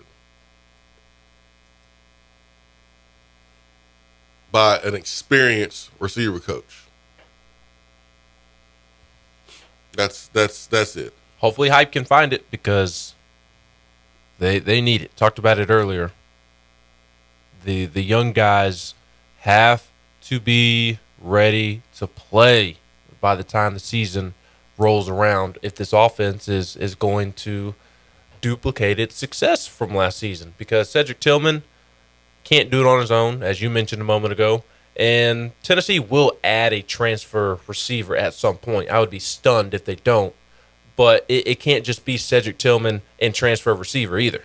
2 guys can't cut it. I mean, it's got to be – there's got to be a 3rd, 4th, and 5th guy. There just has to be, and I kind of feel weird calling Jalen Hyatt and Jimmy Callaway young guys at this point because they're now juniors, but mentally they still are young, and they need they need somebody that is really going to help them grow off the field as much as they're going to help them grow on the field, because I feel like they have to check that box away from the practice field before they can truly grow on the practice field, if that makes sense. So this coach has to, I mean, for this individual season, it's as important as him being a good recruiter. Long-term, recruiting is a priority, but for this individual upcoming season, being able to relate to these young receivers and having them ready to play by the start of the season is just as important, if not more important than the recruiting aspect. Mm-hmm. Mm-hmm. Ken has a good one here on the text box. Says that he's concerned about Jalen Hyatt. Doesn't seem like he is fully committed to reaching his potential. He physically looks now like he did the day he walked in, on campus. He's just not big and strong enough. Austin Price continues to mention this, and I agree. He just can't play at a high SEC level at his current size and strength level. Also, how many balls did he drop last year? Just not convinced he's the answer and that he's committed enough to doing what he needs to do. And Ken, that's a fair criticism of the first 2 years watching Jalen Hyatt play. It's fair. That's fair. I think Hyatt is closer to his ideal weight of what the coaches want him at. He's closer to that. I've heard a increased dedication to the weight room and making sure that he gets the juice out of every squeeze possible when he puts in work on a daily basis. So I'm hearing good things, good reports about Jalen Hyatt so far, but it has to continue. It has to carry over to the spring, and then the spring from the summer, and then summer to the fall. But Ken, you're not wrong in saying what you said about Jalen Hyatt when you look at his first 2 years. Now, if Hyatt is working his tail off right now, which I've heard he is, Ken is not going to know that. Ken is going off based on what he's seen the first 2 years on the field. And he did have some bad drops. He did play a little soft. Does need to get stronger. Does need to get more confident. And you get more confident by the work you put in, in the offseason and during the season. So, yeah, I think Hyatt knows what he needs to do.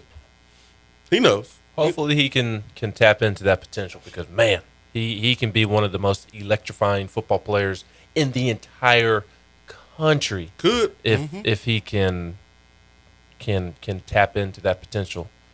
That's why this game is 90% mental. It's 90% mental. You can be blessed with all kinds of talent in the world, and this just doesn't just apply to Hyatt, but it's why this game is mental. Being able to lock in each and every day with a goal in mind and go achieve that goal and not let distractions get in the way of females or what you think is important. The only thing that's important is you getting better every single day. Mm-hmm. That's the only thing that's important. And I think Hyatt understands that, especially after the season that Tillman had. Well, and I also kind of think last year was a reality check for Jalen as well. Heck yeah. It will be for me. Yeah, it should be. I mean, something's wrong if it wasn't. Again, I mean, he's a guy that should be one of the most electric players in the SEC. Going into his junior season, he should be talked about outside of Knoxville as one of the best returning players in the SEC. That's where he should be. But this past season was disappointing, and that's not going to be the case. I mean, he'll probably get mentioned by media members outside of the SEC as somebody who has the potential to have a breakout season, or as somebody who has the skill set to be one of the most dynamic and game-changing players in the league. But he should already be there, is my point. He should already be there. And so and he had that expectation for himself going into the year. So there's no reason that this past year shouldn't have been a reality check. And it's okay. It clicks for guys at different points. He got plenty of time. Yes. Yeah, I mean, if he wants to achieve what he wants to achieve for a career, he has time. But the time is now for him to contribute to this team because this team is going to need him. And that's why it's important to have the right person coaching him to tell him the truth about your speed. Your speed alone is not enough. It was enough at Dutch Fort in high school, but your speed alone is not good enough in this conference. This is big boy league. Just running fast is not enough. You got to be able to start, physically get off press, physically keep dudes from knocking you off balance while you running your route because they're going to hand check you and push you. Speed is not enough. So the right coach need to tell him that. And the people around him need to let him know, That man, speed alone is not going to get it because it hasn't gotten it for first 2 years here at Tennessee. It does in high school, not in college. Yeah, so every coach wants it, but when they get it, there's more to a receiver than just speed. You rarely run in a straight line as a football player anyways, and you rarely run straight line routes as a wide receiver unless you play an offense where all they do is run verticals. But most of your routes are going to be different routes. You got to be able to stop and start. So, great challenge ahead for him. I know he's working his tail off right now. I've heard good reports so far about what Jalen Hyatt's doing. He is putting on weight. He is getting stronger. He just has to maintain and continue. And then when it comes time, be someone that you can just tell made significant gains and gotten better. So he's counted on. We wouldn't be talking about him if he didn't matter. We wouldn't be talking about him. And Ben keep trying to bring up dudes that shouldn't be playing a lot next year. Well, but Jalen Hyatt should be playing next year and should be counted on. Blame the coaching staff for not having somebody ready to go over Mel Keaton. I guess. 865-255-03. Yeah, Ken, good for. Good fair point right there.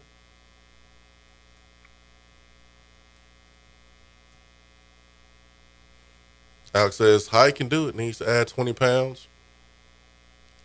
300 grams of protein, carbs, keep the speed and mobility. Got to go walk through it. The door's open. He can play. All right, Alex. You kind of hyped us up a little bit with that one. Riley Ball says, who else needs to step up wide out for us? Well, I think all the young guys that played earlier last season need to step up. Walker Merrill needs to take a step forward. Obviously we mentioned Jalen Hyatt needs to take a step forward. Jimmy Callaway needs to take a step forward. He's the one that I'm circling. We're sitting here having a long dialogue about Jalen Hyatt and what he needs to do better. Jimmy Callaway is in that same conversation, if not more so. He has the tools to be a really good receiver in this league as well, but last season he allowed himself to get in his own way. And it's mental, man. Yeah, it's mental. He is. I mean, even kind of since we've turned the page to this upcoming season, it's been Jalen Hyatt, Jalen Hyatt, Jalen Hyatt, Jalen Hyatt, Jalen Hyatt. But Jimmy Callaway is in that same conversation, if not even more so than Jalen Hyatt. There's no reason Jimmy Callaway should not be successful at this level. And this is a big offseason for him as well. It really is. So if this new receivers coach, if Josh Heupel, Alex Golish, if they can find a way to get the best out of Callaway, the best out of Hyatt going into the fall, and you pair that with Cedric Tillman, a potential All-American receiver, and then you'll also add a transfer receiver, I mean, this offense looks totally different. And not only does it look totally different in a positive way, it also takes the pressure off of guys like Caleb Webb and Squirrel White, Jazz Nimrod, Cam Miller. It takes pressure off of those freshmen. They don't have to come in and heavily contribute. They can contribute here and there, which should be the case any year. I mean, your freshmen, unless they're Derrick Rogers or Justin Hunter, I mean, they shouldn't be asked to carry the load unless they just are that good, which I don't think any of Tennessee's freshmen will be Derrick Rogers freshman or Justin Hunter freshman type of good. I mean, those guys are NFL receivers. Yeah, I heard good things about Caleb Webb. Yes. Eventually being a pro guy, that he has pro written all over him. But, how early would he be counted on? How early would he go out there and contribute, make plays?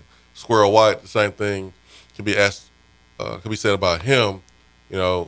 Eventually he's going to be a stud, but coming in at 155 soaking wet, got to gain weight. Yeah, got to gain weight. And I've heard really good things about Cam Miller as well. The question is, will he stick at receiver?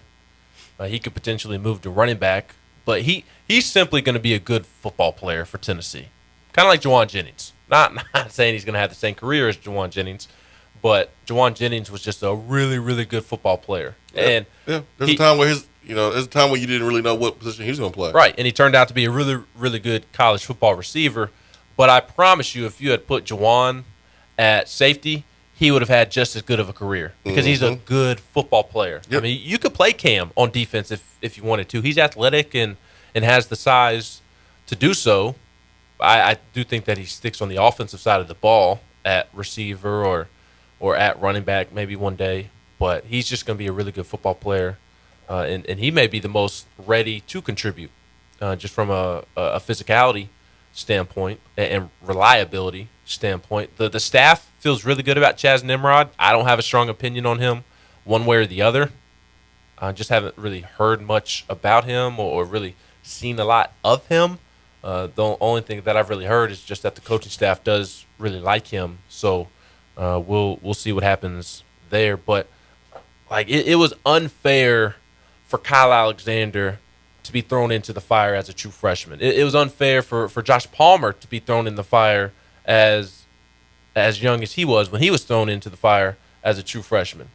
And that's why you need Jalen Hyatt and Jimmy Callaway to step up and be able to really make something shake with Cedric Tillman and whoever the transfer receiver is, so that these young receivers, they can contribute, but they don't have to. It takes a whole lot of pressure off of them. It does. Hour 3 is coming up around the corner, 865-255-03.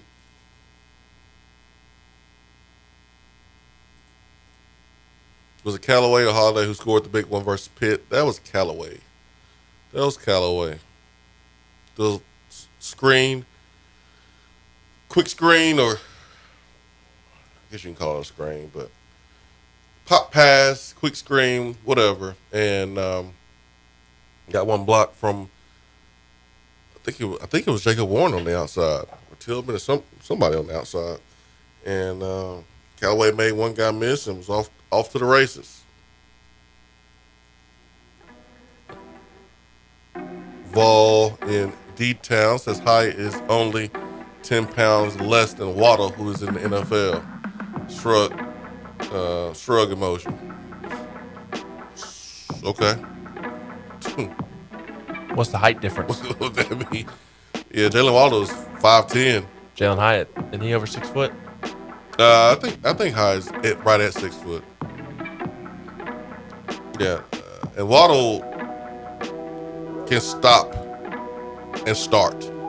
He is quick and fast. There's a huge difference.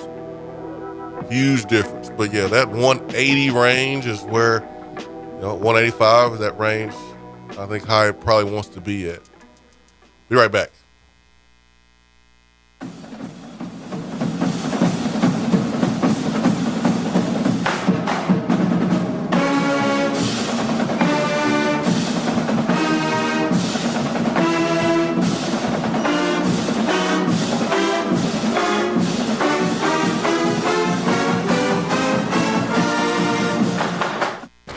Hour 3 of the Swain Event is brought to you by the Low T Center and lowtcenter.com. Do you know your numbers? Feel like you again. Let us help. At Iris Networks, we know that business communication solutions are critical to your success. Since 1998, we've been helping businesses in East Tennessee by providing reliable and affordable high-speed fiber internet and voice solutions. That's why Iris Networks is your Tennessee communications partner. With internet speeds up to 100 gigs and work-from-anywhere solutions like mobile apps, video conferencing, and file sharing, we make sure you can stay connected to your customers and great communities we live and work in. Iris Networks, because just like you, Tennessee is our home. Out-of-town law firms have been swarming into East Tennessee lately. Firms from Memphis, Chattanooga, and Birmingham have stormed into the area. Wouldn't you rather do business with a local law firm? You know, a true neighbor. Marcos Garza and the pros at the Garza Law Firm are just that. They are our neighbors and friends that support local causes year-round. The Garza Law Firm works to serve you professionally on criminal matters, injuries and accident matters, and Social Security and disability filings. The Garza Law Firm is here for you at GarzaLaw.com. The Garza Law Firm. Let us help. Hour 3 of the Swain Event is brought to you by the Low T Center and lowtcenter.com. Do you know your numbers? Feel like you again. Let us help. Don't miss Alcoa 10 Federal Credit Union's President's Day special. Take advantage of these incredible rates. We're offering auto, recreational, and refinancing loans as low as 1.90% APR. This amazing rate is only available from February 14th through the 25th. You don't want to miss this limited time offer because after the 25th, rates will go back up. Apply in branch or online at atfcu.com. Get this rate before it's gone and celebrate President's Day with incredible savings. Alcoa 10 Federal Credit Union is here to help bring your dreams within reach. So, if you're looking for financing for a new vehicle or looking to finance a home improvement project, ATFCU is here with a variety of affordable loan options that bring your dreams to life. Don't miss this opportunity. Sign up during our President's Day special and get a loan for as low as 1.90% APR. Take advantage of these incredible rates. Alcoa 10 Federal Credit Union is the clear choice. Your less red tape banking alternative. Equal housing lender. Annual percentage rate. Terms and conditions apply. Subject to credit approval. The rate you qualify for is determined by your creditworthiness. When you start your own business, you know that branding can make or break a new venture. That's why Swain Event relies on 42nd Street. 42nd Street is a strategy agency focused on finding creative, open-minded, results-driven solutions to brand design. After over a decade of operations in East Tennessee, the brand architects at 42nd Street have the experience and creative know-how to ensure the success of your business branding, logo, web presence, and more. To see a real-life example of their amazing work, you can check out our website at swainevent.com. Don't trust the branding of your business to just anyone. Check out my friends at 42nd Street online at 42st.com or give them a call at 865-382-7007. 42nd Street, brand, strategy, design. Fellas, when it's time to freshen up that wardrobe, there's only one play to make, and that's to go see my friends at Mark Nelson Denim in downtown Knoxville.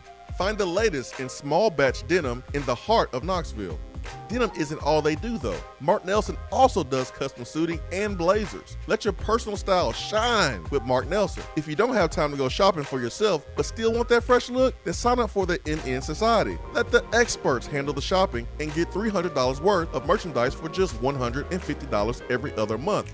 That's 6 times per year to keep you looking styling every day. Let Mark Nelson Denim help you be the best you, because when you look good, you feel good. Go to marknelsondenim.com. Good morning, Swain Event crew. The new year is here and it's the 2022 East Tennessee real estate season. As I always do, I'm going to shoot straight with you. If you have a home to sell, then you need to give me a call ASAP. Inventory is low and I will get you the most money possible and more than you think trying to sell it on your own. If you are a seller that also needs to buy a home, you need to call me ASAP, as there are ways I can help you manage that situation and stay in your home until we find what you want.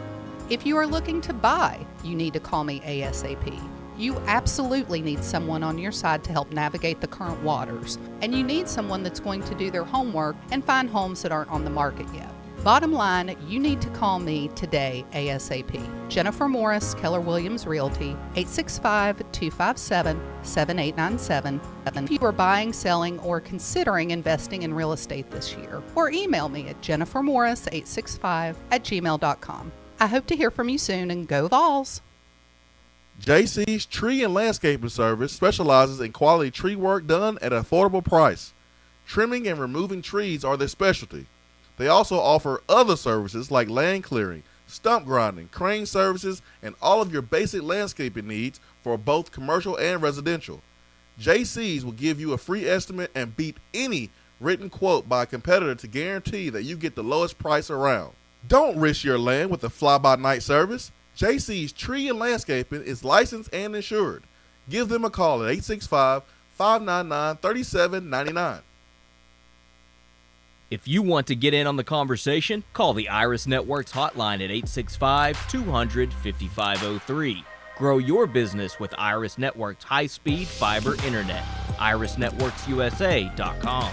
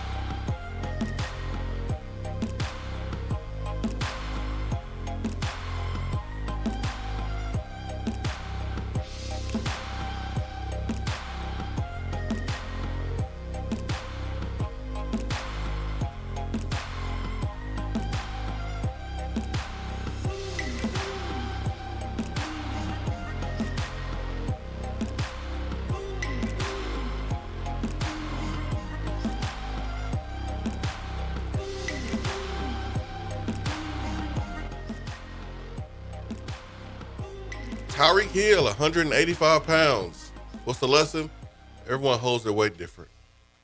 Everyone holds their weight different. There's some folks that can play fast at a certain weight, some folks that can't. And so it's up to the nutritional staff, it's up to the strength staff to find that out as quick as possible, whether that is putting you in a bod pod and finding out your body percentage, or seeing how you play at a certain weight, see how you train at a certain weight, and then determining, all right, he can add 5 or he can add 10 and still be at that speed, or he needs to drop 5 or he needs to drop 10. You got injury history and issues with your muscles, straining muscles, maybe losing some weight is an option for you, a better option for you than working on flexibility. So everyone's different, though. Yes, and I wasn't saying that Jalen Hyatt was as fast as Tyreek Hill. No, you didn't say that. No, I didn't. I know I didn't, but people don't know how to listen. I was saying that Jalen Hyatt has a skill set that NFL teams are drooling over right now, and it'll be a shame if Jalen can't tap into that, because he could really make himself and his family a whole lot of money at the next level. Yeah, and NFL, they've been drooling over speed for decades. So it's nothing new, but you are correct. Like, speed kills, and everybody wants to have a player with Hyatt's speed. But what they're not going to do, they're not going to just take you just because you're straight line fast and on the track. Unless you're the Bengals. Well, I mean, the Bengals, they haven't made a pick like that since they botched that pick with Ross. Correct. They have been really good since that. Yeah. So but that my track point, speed alone is not going to get you in the league. It's not, but it did get John Ross drafted that high. He also made plays though for Washington. Like, you go look at in his the Pac-12. Yeah. But that was the year. Remember, that was the year they played Alabama in the college football playoff and got drugged. But you go look at John Ross's numbers that year. But Washington, he put up numbers too. Yeah, he balled in college. Yeah, he put up numbers too. But you can't tell me the combine speed wasn't why he got drafted so highly. Absolutely, it's absolutely why. Absolutely why. It has to be a combination. It has to be a combination of the productivity on the field, and then you go and crush it at the NFL Pro Day or Combine with your speed. That gets you drafted. The person that comes to mind the most is Dante Stallworth. Dante Stallworth had 35 catches his senior year. Or not senior year, but his last year. 35 catches. That's it. Tillman had 70. Double. Dante had only 35 catches, but his yards per catch was like 20-something, I think. 18, 20 yards per catch. And then he ran a 4.28 at the Pro Day. So that got him drafted, I think, 11th to the Saints that year.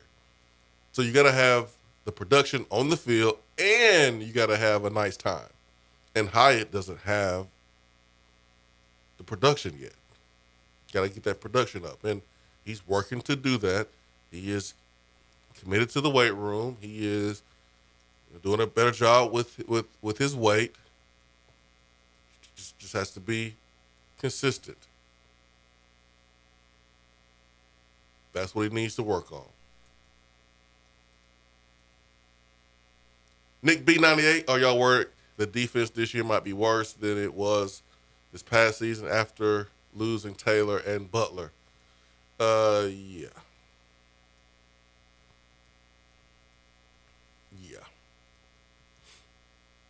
Yeah, I'm worried. But I was worried last year too, and the defense was better than what I thought it would be. So I trust Rodney Garner. Yeah. It's unfortunate that Tennessee doesn't have Matthew Butler returning along the defensive line. And, I mean, I think they'll even miss Jaquan Blakely, not necessarily from a production standpoint per se, but just somebody Rodney Garner could trust as a voice in that room. And also just, although he maybe lacked the athleticism and skill set to really be productive, I mean, he was thrown out there because Rodney knew that he was going to be where he was supposed to be and do what he was supposed to do on each and every single play. Same with Caleb Tremblay. Just a veteran that you can throw out there and you know that they will do what they are supposed to do. So I think they'll even miss a Jaquan Blakely and a Caleb Tremblay from that standpoint. Like the receiver position, they need guys to take that next step. Omari Thomas, he's going to be a big piece for them up front this year. I thought he had a pretty solid year this year in his first real year of playing time, but he needs to take a step. He's going to have to break out. You think so? Mm-hmm. I hope so. That would be huge for the defense. I agree. Yeah, he was flashing during the season, like, he's been in the backfield a lot. Yeah, he's been very, very active. He's super athletic. You know who I like? DeJohn Terry. He flashed at times as well, and it would be. I think he's capable of taking another step as well. Where's Elijah Simmons, man? It's now or never, my guy. It's now or never. I think he needs to strengthen his mindset this offseason. He did battle injury this past year, but it's now or never. If football doesn't work out, man, he could be like Ruben Studdard. Well, I don't care about him being like Ruben Studdard. I want him to be the Ruben Studdard of the football team on the football field, the star of Tennessee's defense. That's what I want. Are you familiar with Ruben Studdard? I am familiar with Ruben Studdard. I grew up watching American Idol. Now, I don't listen to his music, but I know who he is and remember him on American Idol. Where's Ruben Studdard from? I don't know. Your home state. I'm from Tennessee, so he's from Tennessee? He's from Memphis? He's from Birmingham, Alabama. Your home state. I lived in Alabama. Ruben Studdard. Elijah Simmons can sing, so if it doesn't work out on the football field, man, he can. I don't care about his singing career. I want him to be a productive football player for my school. I don't care about what he does afterwards. Just be good while you're here. I'm slightly kidding. Is Paige coming back? Solon Page? Yes, he'll be back. I ain't gonna read what Nelson said after that.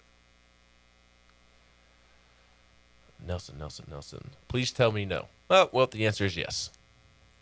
You ain't supposed to say that. Sorry, Nelson. No. Nelson wants to get all mad about golf for 2 minutes on the show. So all his comments that are on the text box for the next month are liable to be read. Hey man, Big Shot Ross said, I'm sorry for 2004. I think that was a track by Ruben Studdard. Say, man, Elijah Simmons, he gonna be Ruben Studdard, man. If it don't work out, he gonna be America's Got Talent or The Voice. And Blake Shelton gonna turn around in his chair and go, you, tell me your story. I used to play defensive tackle for Tennessee. I wear a big chain. But singing is where my heart is. And he gonna sing, and he gonna be on The Voice. He gonna win The Voice. He'll be the second player or the second singer from this area to win one of those talks or one of those singing shows. First one was Chris Blue. It's gonna be Elijah Simmons next. You wait, Ben. Ben, I like that. You want to be a protected football player? That's what you want. Be a football player. And then imagine how much money you can make being a great football player and Ruben Studdard. Riley Vall says, can Elijah give Jalen like 15 pounds? Jalen's going to gain his weight. He's good. He's going to gain his weight. Yeah, he's okay. He's okay. He's going to be bigger. He'll be noticeably bigger this spring. I'll put money on that. I got some money right here. Hope so. Tennessee needs them. Oh, these are whole dollars. I told you they were silver dollars before the show. How did these get here? Your daughters. Where they get them from? They robbed somebody at school.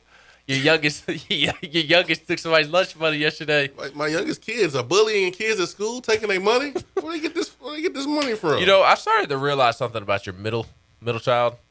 What's that? Like your youngest, we've always known that she's a bully and is going to be a bully. She's not a bully and not going to be a bully. She is the pit bull of the clan. But she is a pit bull. She is you. But she's not going to be bullying anybody. Okay. How do you think these silver dollars got here? Your middle one is perceived as the sweet one of the two youngest, maybe even out of all three. She is. Your oldest is just the quietest.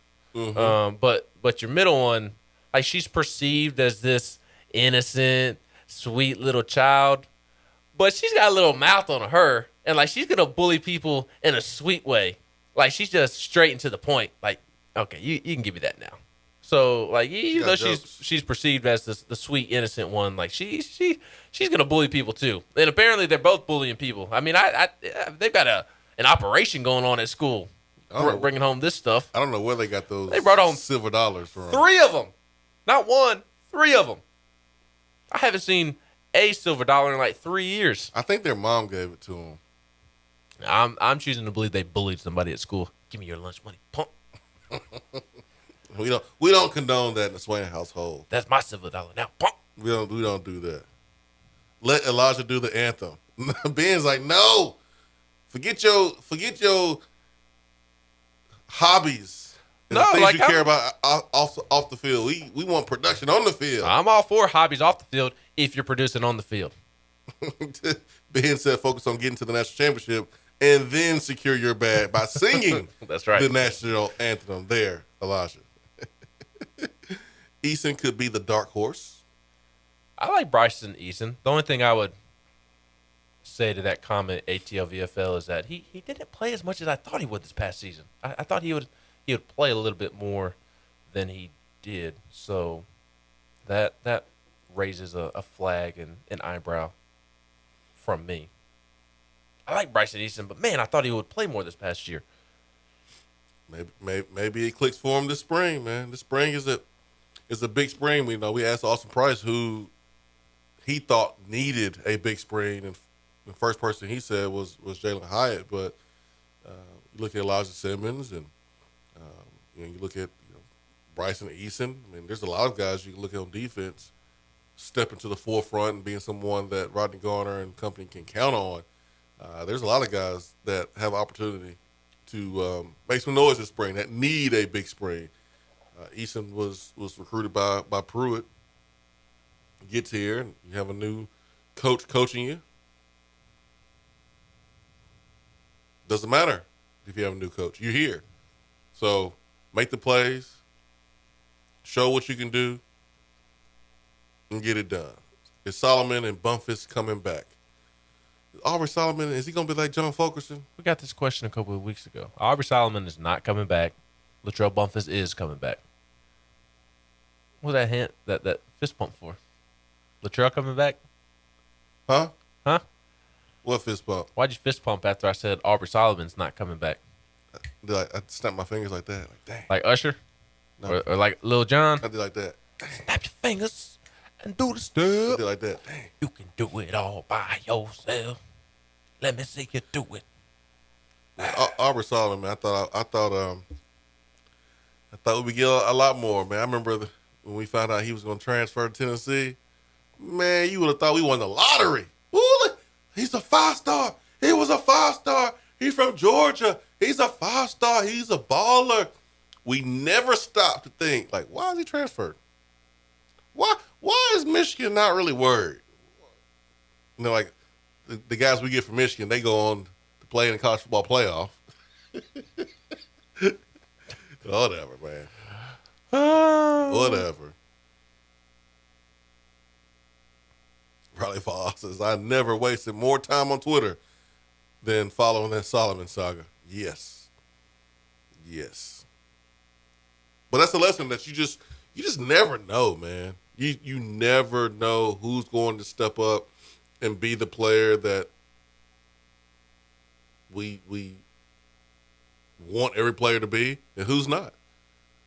You just never know, man. Look at Cedric Tillman. Boom. Blew up out of nowhere. You just never know. Mm-hmm. Maybe Ramel Keaton can do that this year. Shut up, man. Why do you dislike Ramel Keaton so much? I don't dislike him. I just don't think he's going to be that guy. And you keep messing with me. Brian says, I think Bryson Eason was redshirting as long as he was adjusting to a new position. It's go time now. It is go time now. See how many games he played in this past year. VFL 16 says a recently graduated player told me the other day that Eason was likely the strongest dude on the team that doesn't recognize how strong he is yet And when it clicks, he is going to be a menace. That's big time. I do think Easton redshirted this past year. He only played in 3 games. Played in Bowling Green, Pittsburgh, and Vanderbilt. Dang, Vanderbilt. But still, even with him redshirting this year, I still thought he was going to play more. Going into the year, I thought he would play more. Dang. Say those 2 games again, the 3 games again. Bowling Green, Pittsburgh, and this thing on Vanderbilt. So think about it, man. He played in the first 2 games of the season. Didn't play anymore. And then Tennessee was like, let's watch this Vanderbilt tape. All right, this is a good game for Brian Easton to play in at the end of the season. Vanderbilt's trash. Let's put Brian Easton in. I think we good with him. Bryson Easton, my bad. Let's put Bryson Easton in there, man. Let's put him in there. Let's give him some good reps against a Bowling Green type of team. Golly, Vanderbilt, what you doing? Collecting those SEC checks. That's what you're doing. You're stealing. You're stealing money. Thieves. That's what Vanderbilt's doing. Should be kicked out of the league. No. We need them in our pod. When Texas, Oklahoma comes, we need them in our pod.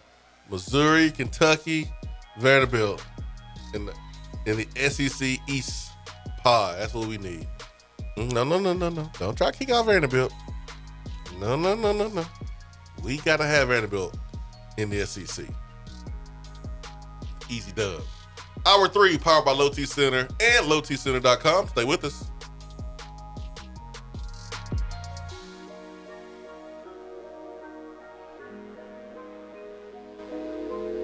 If you want to be part of the show, call the Iris Networks hotline at 865-200-5503. Hello?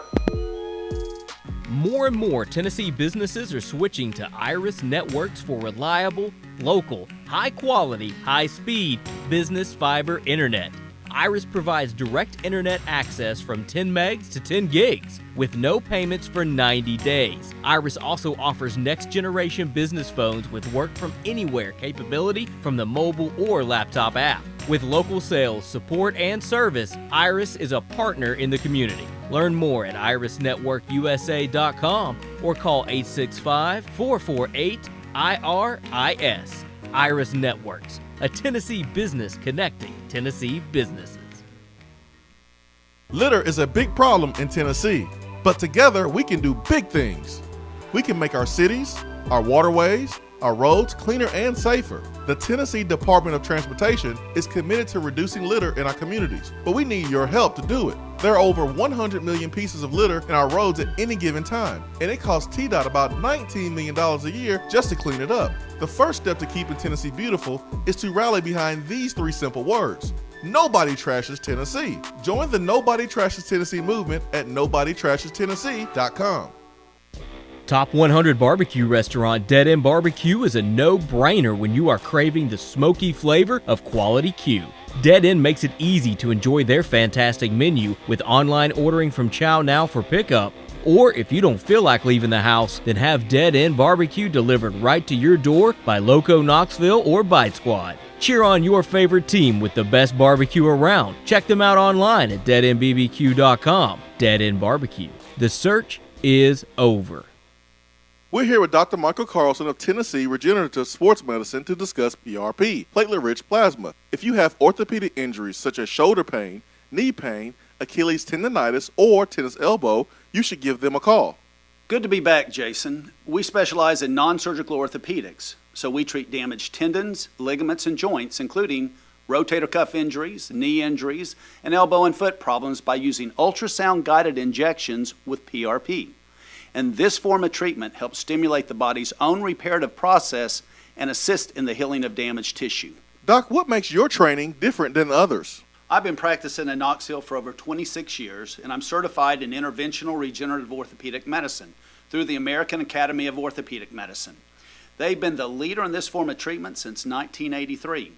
I also teach this form of treatment on a national and international basis to other physicians, residents, and medical students. Here in our clinic, I'm the one doing the procedure, and we're using your own PRP, which are concentrated platelets, to treat your injury. So in other words, Jason, it comes from you and it goes back to you. So you know exactly what you're getting and know exactly the level of training involved. Do what the pros, college athletes, and I have done, and visit them online at trsportsmedicine.com. Tennessee Regenerative Sports Medicine, East Tennessee's leader in PRP therapy.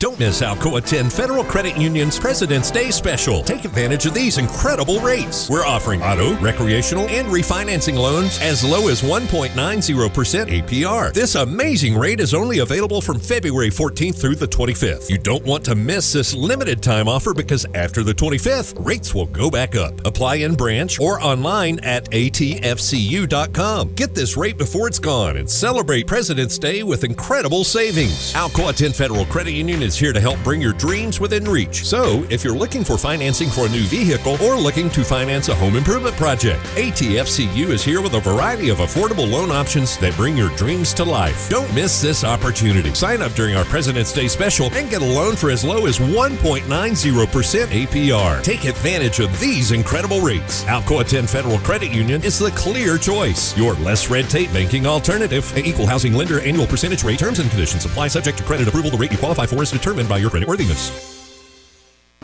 When you start your own business, you know that branding can make or break a new venture. That's why Swain Event relies on 42nd Street.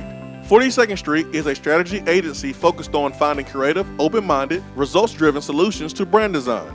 After over a decade of operations in East Tennessee, the brand architects at 42nd Street have the experience and creative know-how to ensure the success of your business branding, logo, web presence, and more. To see a real-life example of their amazing work, you can check out our website at swainevent.com. Don't trust the branding of your business to just anyone. Check out my friends at 42nd Street online at 42st.com or give them a call at 865-382-7007. 42nd Street, brand, strategy, design. Fellas, when it's time to freshen up that wardrobe, there's only one play to make, and that's to go see my friends at Mark Nelson Denim in downtown Knoxville. Find the latest in small batch denim in the heart of Knoxville.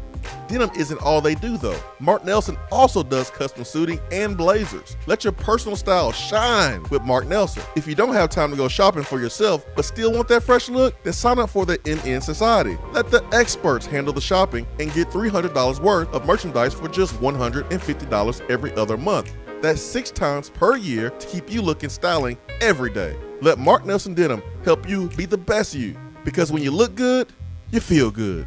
Go to marknelsondenim.com. If you want to get in on the conversation, call the Iris Networks hotline at 865-200-5503. Grow your business with Iris Networks high-speed fiber internet. irisnetworksusa.com.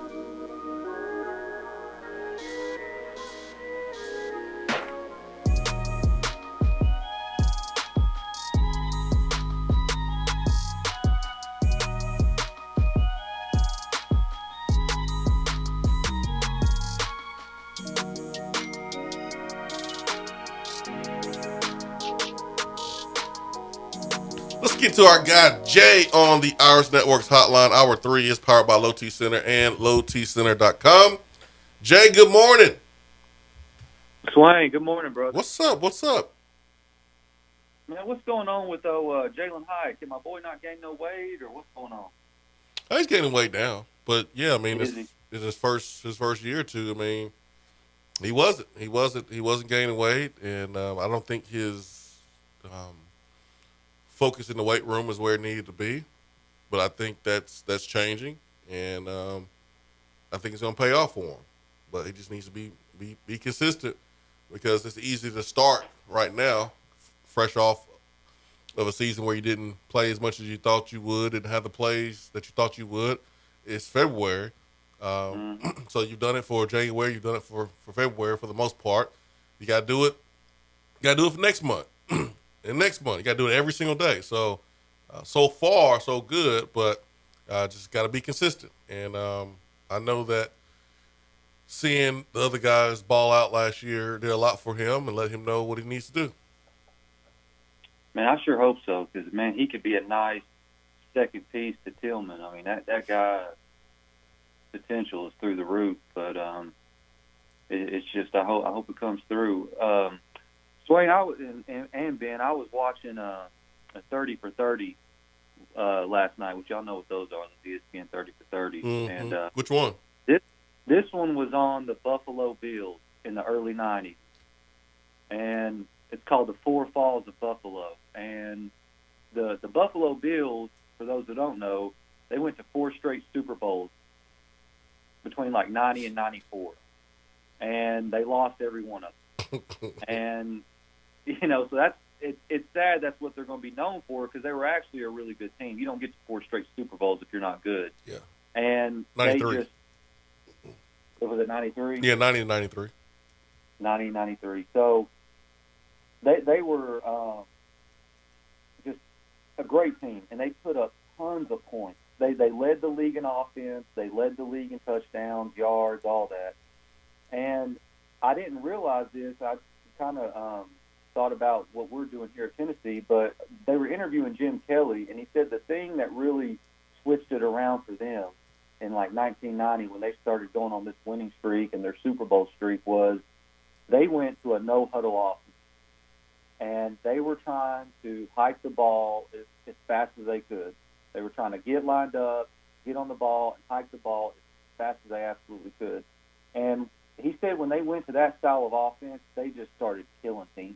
And they led the league in touchdowns. They led the league in yards, total offense. And it was just steamrolling people after that. And they were playing the Raiders in the AFC Championship game one year, and this is the big bad Raiders. They're kind of like the bad boys, and they're talking all this smack about how they're going to handle this fast pace, this up tempo, and they killed the Bills. Just kill them. They beat them 50-3.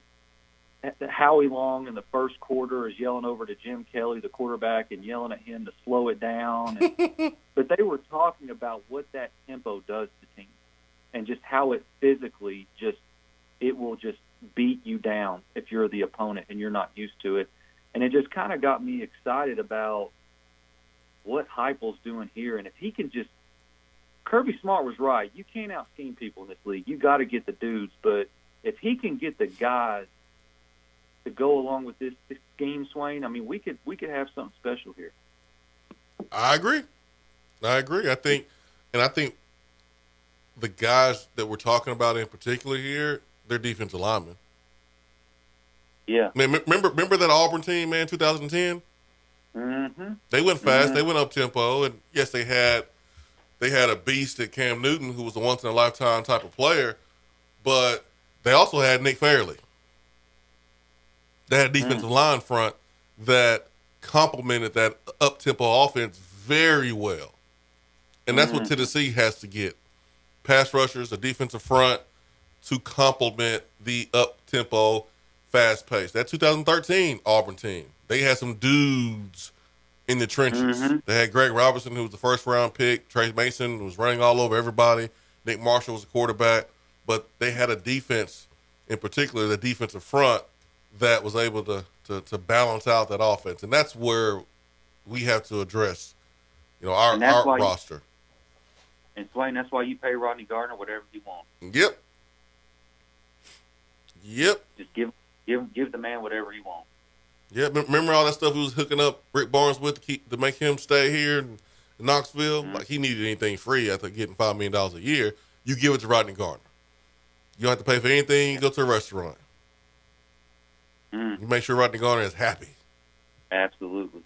And speaking of Auburn, I said before the last Kentucky basketball game, I was willing to lose to Kentucky if we could beat Auburn. I want to beat Auburn. I want to beat Bruce Pearl this year more than I wanted to beat Kentucky. How do y'all feel about that? It's hard to disagree with that. I disagree. I really want to beat Kentucky more, Ben? I want to beat Kentucky more. I hate Kentucky. I don't hate Auburn. I don't want to see Bruce have success. I don't want to see Auburn have success, but that doesn't stem from hate. That stems from not wanting to see my ex do well or do better than me. I hate Kentucky with every fiber in my being. That'll never change. Kentucky, Coach Cal, I can't stand them. I can't stand Matt Jones and the stupid, idiotic fans. I can't stand Kentucky. I don't feel that way about Auburn. I don't. They're not a rival. Kentucky is a rival, so I do really want to beat Auburn. But that would be second on my list. But you know what you don't want to hear? Kentucky. What you don't want to hear is our fans drooling over Bruce Pearl if we lose to Auburn. They do that if we lose to Kentucky. But I'm saying, like, if you lose to Auburn, oh my gosh, it's gonna be insufferable. Well, it's also the narrative will be out there that Bruce Pearl owns Rick Barnes.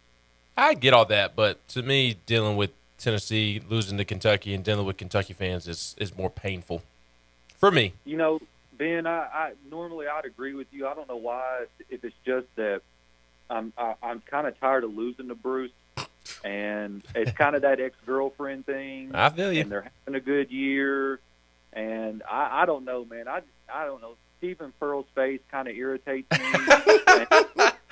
I don't know what it is. I don't know if it's his haircut or his nose or what it is. It irritates the hell out of me sometimes, and I just want to beat them. I do not want to lose to them this year. I would take 2 losses to Kentucky if I could get Auburn. I don't know about 2 losses. I'm 1,000% with you on how you feel about Auburn. I feel the same way. It just does not overtake Kentucky for me.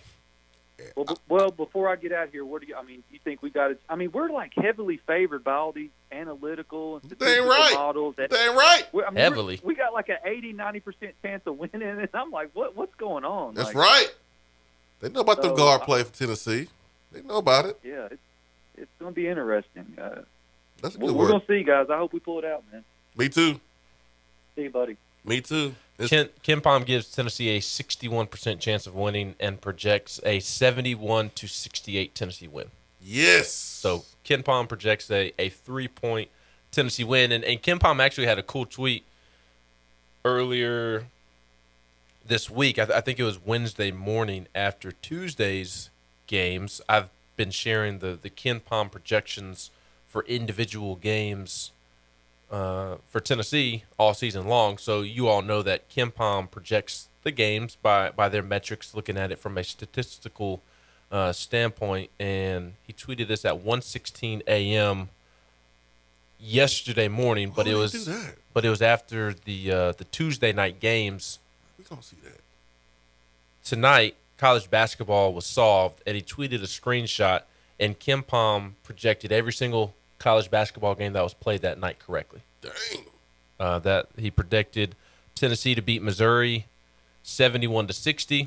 Tennessee won 80-61, which is weird because I think somebody on this show said that Tennessee would win about 80-ish to 60-ish. And what do you know? Tennessee won 80-61. Somebody called in and said that?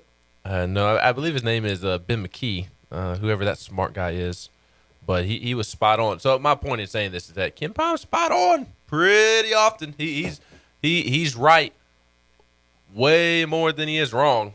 And he's predicting a 71-68 win over Auburn on Saturday. It gives Tennessee a 61% chance of winning. Yeah, man, we got to beat Auburn. Oh, it's gonna feel so good. It'll feel so good. So good. Rick has not had a ton of success against Bruce. That is for sure. Yep, that's why for me this year Auburn would be a bigger win than Kentucky. Yeah, see, it feels like some people like change their feelings around teams based off of current circumstances, but it never changes for me. Kentucky will always be the most gratifying win on the schedule, unless Tennessee can somehow find a way to make a Final Four.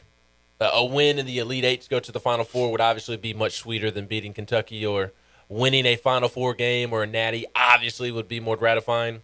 But year in and year out, assuming that doesn't happen year in and year out, Kentucky will always be the most gratifying win on the schedule, regardless of circumstance. I don't want to see Tennessee basketball account tweet out the final score if we lose, and Auburn fans flood it. That's what I don't want to see, Ben. I am nervous about that because they do it to people who cover the team as well. Because I don't want my mentions flooded. Vol Twitter has this, the self-proclaimed undefeated record, which I don't know how true that is. Well, DR Vol gives Vol Twitter L's all the time, so we need to change if we that lose narrative. to Auburn, Ben, Vol Twitter will be taking an L that day. Yeah. And I don't want that to happen. Yeah, and if you don't know what we're talking about, just go look at Ole Miss basketball's Twitter account from last night. They lost, my word, they lost to Auburn, as we discussed earlier. And Auburn fans, as Swain is talking about, loves to flood the mentions of the opposing team when they tweet out the final score graphic. It's terrible. Guess how many responses Ole Miss basketball has to its final score graphic last night? 2,300. No, not that much. 1,292, which is still a ton. If you don't know what ratioed is, this is what ratioed is when you have more responses than you do retweets and likes. 57 retweets, 269 likes, 1,292 responses. All of it Auburn fans. Yes, with memes and graphics. Like this one is, you have been defeated by Windmill Green Jr. Oh my God. With Wendell Green's face on a windmill. That is terrible. Who did that? Joker Phillips? Jasper, I think I'll treat her with respect. Yo, Auburn fans are corny. Jabari Smith sweeping, where's that? Cardwell. I think that's Cardwell. Sweeping Ole Miss Land Sharks and Rebels and Bears, all their mascots. That's a good graphic. Making fun of all of Ole Miss's mascots into a trash can. That's pretty good. Bruce Pearl shooting a pretty insane shot inside of Auburn Arena with the letter L on the basketball and making it. Good shot. Weak video. I don't know why they're doing the memes like this where it's like distorted. Somebody can fill me in on that. They're telling me they're weird, man. I mean, it's Auburn. What else you got to do in Auburn? But somebody responded and said, "You disappointed God tonight." God, I don't want that. That's why we got to beat Auburn, man. I don't want Vol Twitter taking an L. Because there's literally nothing you can say in return. Like, there's no comeback if you lose to Auburn. What you going to do, go to football? Lost football last time we played them. There's nothing you can say. So you need to win Saturday. That's and why their women's basketball team beat our butts a couple weeks ago. Oh, yeah. We got to win, man.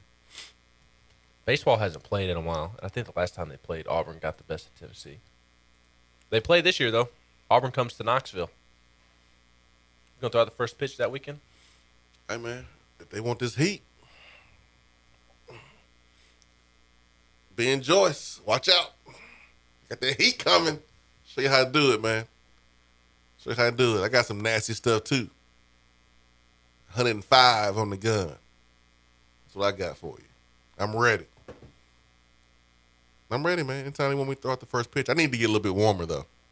Because I can't go out there with a stiff arm. No telling where the ball may go.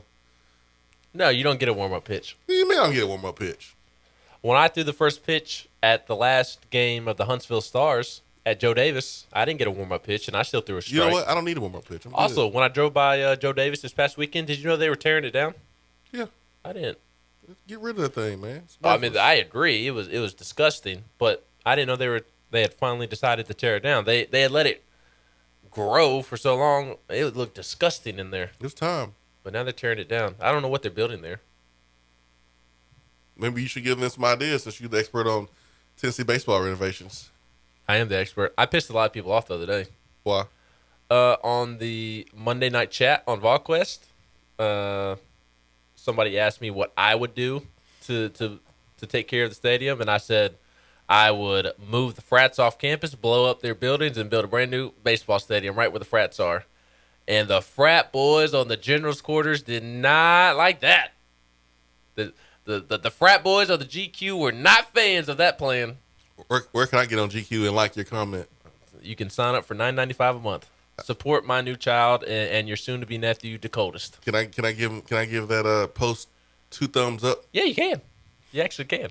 You sure can. But the frat boys did not like that post, and we just move them. They can move somewhere else. That's right. They don't need to be right there. I didn't Go say somewhere else. Exactly. I didn't say Tennessee needed to get rid of the frat boys. I was saying I would move them like we moved the sororities a couple years ago. We can put them over there by the sororities. I don't know. That's a good idea. Why not? Frat boys next to the sororities. That's if they want to get together, they're gonna do it anyways. Might as well put them close together anyways. Absolutely. So we can get what we want, which is a better baseball. Correct, but I'm talking about let's avoid the risk of a male doing it when the female doesn't want to on a Friday or Saturday night when they're intoxicated. That could prevent some that could create some issues. I don't have much to say in that area. But you got to think about this kind of stuff when you're making those decisions. I'm just thinking about baseball facility being better. Look, I'm with you there. And I'm willing to do that. Here's what I think we should do with the fraternity houses. Let's move the fraternity houses across the river on top of UT's body farm. I think that'd be a great place for them. See, then you'll get some more hate. Can't do that either.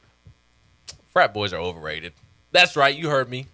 You frat boy that's listening to me. I know there's somebody right now dog cussing me in their car or at work who was a frat boy. Alex agrees. He says frat row is always overrated. Move it across the river. Yeah. Let's go, Alex. Oh, they're building multi-purpose fields at Joe Davis. Vaughn Birmingham says, if we win, we need to ratio them with nobody is better than Vol Twitter. Know your role and shut your damn mouth. That's right. That would be awesome. No, that would be awesome. Voller Birmingham says Auburn will be the most gratifying win this year, bigger than Kentucky to me. If we win, we have to ratio their Twitter account. I like Voller Birmingham. Birmingham, who's an hour away from Auburn, has no bias in that comment. I like Voller Birmingham. You know, if I was so happen to be in Birmingham, watching a baseball game or in Tuscaloosa, I would have made the effort to meet Voller Birmingham, unlike you. Also, Vol in Birmingham's a fraud. His name's not even correct. He lives in Pelham. So how can you be Vol in Birmingham if you live in Pelham? That's true, Vol Birmingham. You live in Pelham. You got to say Vol in Pelham. It'd be little Dabo Jr. here in the text box. Guys, there's a lot of people talking about testosterone, but do your homework and make sure you go to a provider that you trust. I recommend Low T Center. Several reasons why I recommend Low T Center. They specialize in men's wellness. They check all of your levels, not just your testosterone. They determine the cause of any symptoms you are having and whether you are a candidate for low T or something else like low thyroid or even sleep apnea. Their annual health assessment is typically covered by health insurance, and it's thorough, checking everything from your PSA levels, your prostate levels, your thyroid, liver, and kidney function, cholesterol, glucose levels, and more. Low T Center has affordable, convenient options for treating, including monitored self-inject treatments that ship directly to your home. These are a game changer. So the Low T Center app, you attest to every time you carry out your self-injections. The moment your injections start to get low, the app will let Low T Center know that it's time to send you a new batch, and one is automatically dropped at your front door step. So really simple, really easy, really convenient there at the Low T Center, and you get those results. Vol Birmingham says Alabaster, Ben. Alabaster. Yeah, say Birmingham, Ben. For some reason, I always think that he's from Pelham. Yeah, say Vol in Birmingham. Don't say Vol in Alabaster. I wouldn't admit that I'm from Birmingham either. I mean, That's like being from Alcoa and just tell people you're from Knoxville, or being from Alpharetta and just telling people you from Atlanta. I get it, Vala Birmingham. And no, you don't got time to be telling people where exactly Alabaster is and pulling out a map and sending them a link and telling them, oh, it's about 22 and a half miles away from Birmingham. Just say you're from Birmingham. No, don't say you're from Birmingham. It's better than Alabaster. Who's on the phone? I beg to differ. We have Rusty. Rusty, good morning. What up, fellas? What's up, Rusty? Where you been, man? Hard to wake up, man. It's not even 7 a.m. What do you mean hard to wake up? You're like 40, 50 years old, man. Grown people get up early. Yeah. My work don't end till almost 7 at night sometimes. So my sleep schedule's all off. I'm not waking up early enough these days. I got you. So, first off, congrats, Ben, on everything. So happy for you. We're so excited for you, man. He didn't do anything. He did something. What did he do? You know, I produced the baby boy, something you could never do. That's true. What did? Thank you, Rusty. I appreciate your very, very I didn't know what kind Rusty words. was talking about. He didn't say anything about the kid. He just said that you were doing something good. What else is going on in my life that is good? It's not hard to produce it, anyways. Well, you had 3 tries at it. It struck out each time. I don't know what's going on there. I think you should go for a 4th time. You're like A-Rod in the playoffs, just hanging them up. Swing and miss, swing and miss, swing and miss, strike out, strike out, strike out. When it's time, it's time. Hung 0 for 3. That's fine. Hey, there's nothing better than being the daddy of girls, too, though, Ben. So, Debatable. telling you, good stuff. You better make sure you don't have another kid. It's not a girl, because I'm gonna get you. I actually want my second to be a girl. So hopefully I'll join the Girl Dad Club one day. But thank you for the kind words in the meantime on being a boy dad. Right on. Hey, man, we're just tickled to death for you. So is 104 miles per hour fast? A little bit. Right. Man. There's major league pitchers who don't throw that fast. I mean, there's only like Aroldis Chapman doesn't throw that fast anymore. I mean, he maybe gets up to 100, 101.